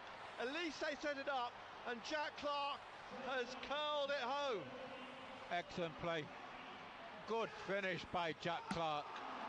And that's what he's capable of. We know that at times he's frustrating. You know, sometimes you say pull the trigger, but that was a fantastic finish by Jack Clark. Lovely, lovely touch from Clark. And now they have made a game of it. They've certainly given themselves something to fight for in this final quarter of an hour. It's Sunderland 1, Fulham 2. The goal coming in the 76th minute.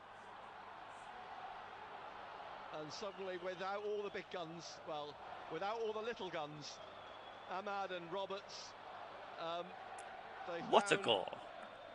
Someone to score a goal. Jack Clark. Good link-up play on this left-hand side between Pritchard and Leslie. Good pull-back. Lovely move by Elise into the box. Comes back here to Bart to clear out to O'Nien. Ekwa through to Pritchard. Pritchard now looking for the run of Bennett, but it's headed down by Kazawa, cleared by Tosin. Then picked up, and a free kick for a foul on Hume on the right side. Can you believe Leeds United's winning 2-0, Ant? Well, what can Sunderland do here? What can they find? Leeds United's winning 2-0. There's a double, 2 changes. Chris Riggs coming on. Can't believe Leeds is winning 2-0 at Man U.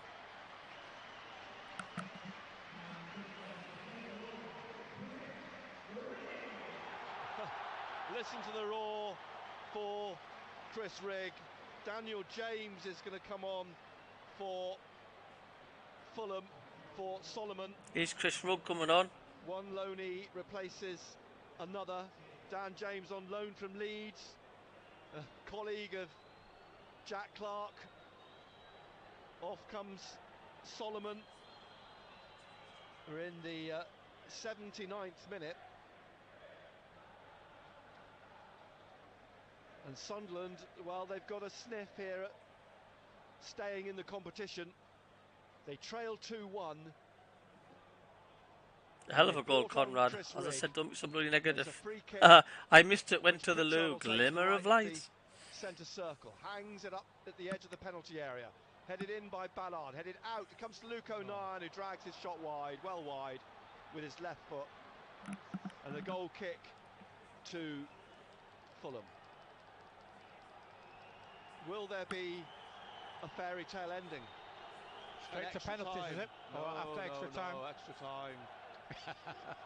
I don't think you're getting it out of it that easily. Anyway, it's 2-1 at the moment. We're still 10 minutes away from the possibility of extra time. But Sunderland have got something to hold on to, something to give them an incentive to try and get an equaliser. Here's Ekwa on the right, looking for the run of Bennett. We'll get another chance. Tozin gets it away, down that left-hand side, pushed on and into the path on that left-hand side. So they look for a free kick for them and win it.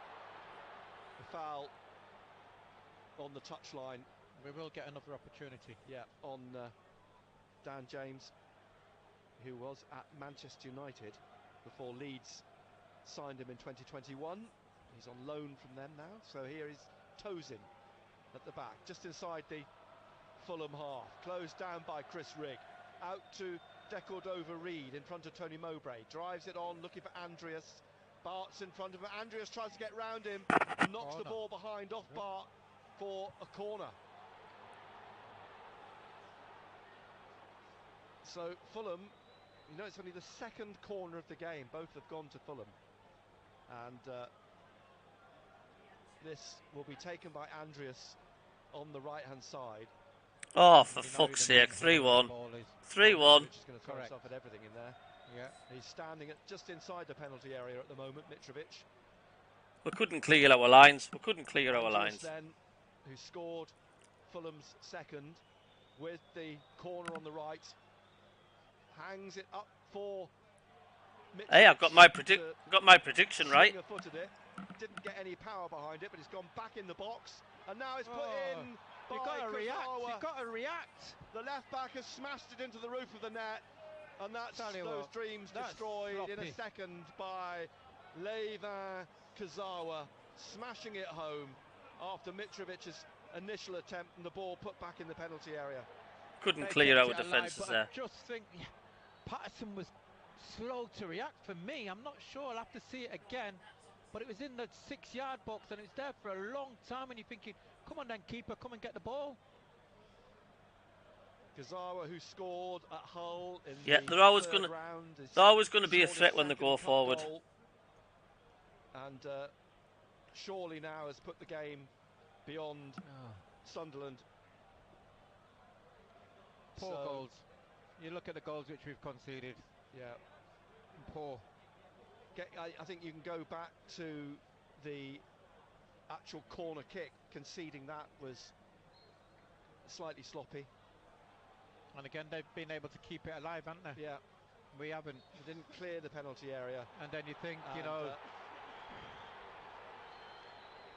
and now there's a free kick to Sunderland in the centre. But their balloon popped again by that Levin Kazawa goal.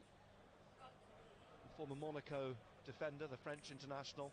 Luke O'Nien from the left of the centre circle on halfway sweeps the free kick up into the Fulham half. It's a corner to Sunderland, their first of the game. On the right, Pritchard will take it. We're in the final 7 minutes of the game. Fulham leading 3-1. Of course, last time out in 2015, when the two sides met at this stage of the competition, it went to a replay. It was Sunderland who won at Craven Cottage 3-1. Game over again. Comes in here and it's headed wide. Danny Bart throwing himself at it, but heading it well wide. It's difficult from this angle. It looked like it was going in, but it's gone a long way wide of the left-hand post. Oh, the attendance was just announced, but I can't hear it. I think it's around 29,000, but I'm not sure. Goal kick then to Fulham. Yeah, it definitely is shite. It was poor defending there, Joshua. Game over, says Conrad Tank. All the players across on that far side for this kick from Rodak. Hangs in the air, drops for Luke O'Nien. He plays it back here now to Patterson. 29,000. Oh, Man U's just scored a goal back. It's 2-1. The attendance tonight. Here is Elise trying to get it through to Clark. Cut out though by Decordova-Reid. Drops for Pritchard. Bounces in the centre circle, but it's won back by Kearney, and he's fouled. Another free kick to Fulham. Left of the centre circle. Man U's pulled a goal back. Reid just flicking the ball up. Drops it down for Tosin to take the free kick. Into the final 5 minutes. Fulham leading 3-1. Duffy back to Tosin. Closed down by Chris Rigg, but it's still with Fulham for the time being. And now one back on the far side by Bennett, but lost out against Sunderland. Hume trip, no foul. Attempts on goal 17, Fulham 16. Centre circle, he's lost it to Jack Clark. Clark trying to slip it inside now to Ekwa, who stands on the ball, but he managed to recover, and he's managed to get away, but in the end it's hooked away by Harrison Reid. Back to Danny Bart, and then it's just tapped back to Ballard. Ballard hooks this up towards the Fulham penalty area, where it's Decordova-Reid that heads it away, and then again Elise is forwards. Ekwa is trying to get the ball through to him, but back it comes to Danny Bart. Elise jogging back to his left back position. Ekwa jogging back into midfield. Ballard pushing on and out wide to the right to Bennett. He's cut back and plays the ball back into the centre now to Danny Bart of the Sunderland half, up to the halfway line. Bart lays it off to we were much better at Craven Cottage though. Again to Ekwa, and then he plays it back to Luke O'Nien at the back of the centre circle. And O'Nien's pushing forwards, out wide to Bennett on the right wing in the Fulham half, trying to go past the substitute over there, James, and winning a throw. Quickly taken. Can you guys hear me all right? Goes to Hume, back again to Ballard. Can you guys hear me okay? To Ekwa. Ekwa to Dan Ballard. Ballard. There was a run from Pritchard, but he's gone back to Ekwa, and he's driven it now down the left, looking for Jack Clark, but hits it too hard. Sometimes Patterson couldn't organise a scratch and sniff party in a ship form.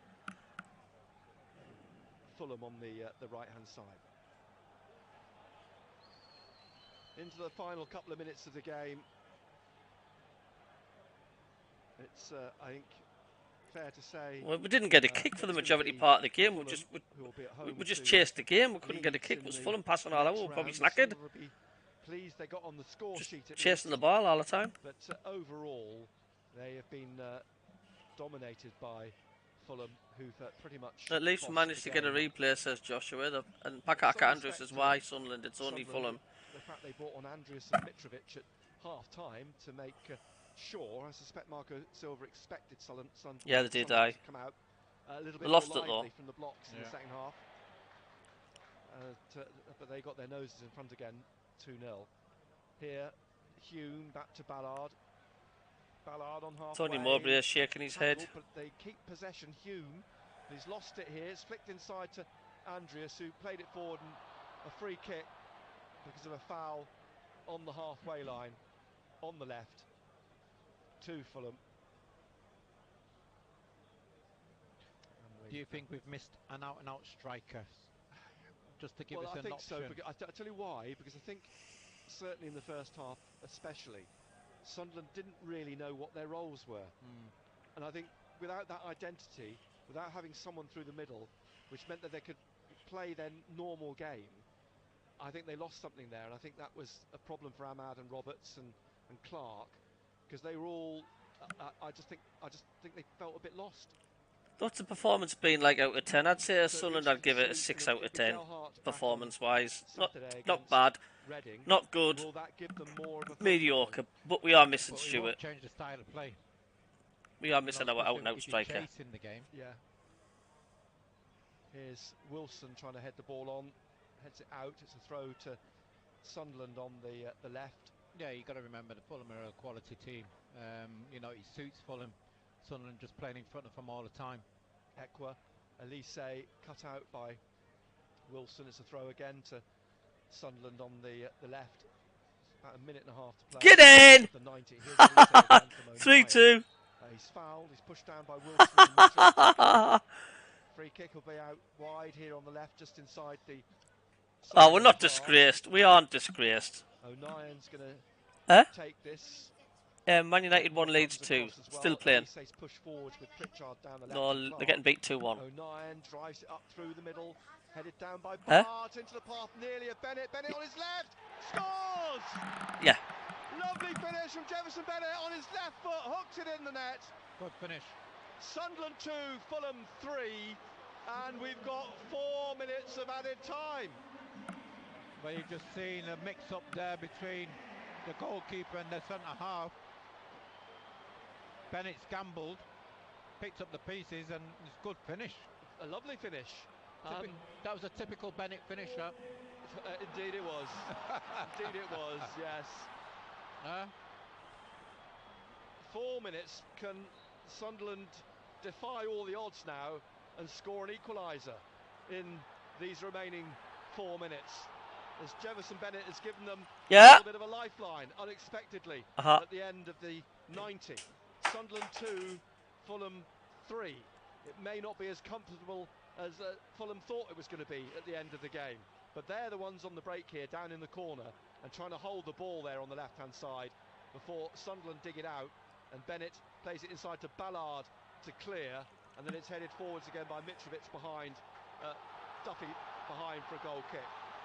It's interesting that they've changed the shape of the team in Sunderland, because Luke O'Nien is actually playing as a centre-back, isn't he? You know. Yes, he is, isn't he? Here he is, trying to break out, because Bart has pushed forwards. Bart is playing as a centre-forward. As it's played up here now, looking for... Come on, Sunderland. Elise, who is also playing as a forward. O'Nien down the line to Clark. Clark on the touchline is tackled by Andreas. Corner ball, Sunderland. Come on, there's a huge row in the stadium, light. Come on! And back then to Anthony Patterson. Well, it hasn't had the same excitement as the first game, but it certainly had the same drama as the first game. And here is Clark on the left-hand side trying to find an opening. Pritchard on this left-hand side. His cross is headed away by Tosin for a corner. There's life in the old dog yet. Oh, goal kick. Oh, Patterson's coming up. Anthony Patterson coming up for this corner from Pritchard on the left-hand side. It's got to be a good delivery. Oh, there's a surprise. Fulham player. Pritchard. Fulham player going down. What? That's just perfect, isn't it? It's 3-2 to Fulham, and Pritchard now with his corner kick. Drives it in towards the far side of the 6-yard box. It's in the air and behind. They haven't been disgraced, Sunderland, by far from it. We've got technically a minute and 10 seconds left, but I think there might be a little bit more than that because of the kick-off following Sunderland's second goal. Has Jefferson Bennett got 2 N's and 2 T's in his name? Penalty area. It's not all over until it's over. And Luke O'Nien. Luke O'Nien.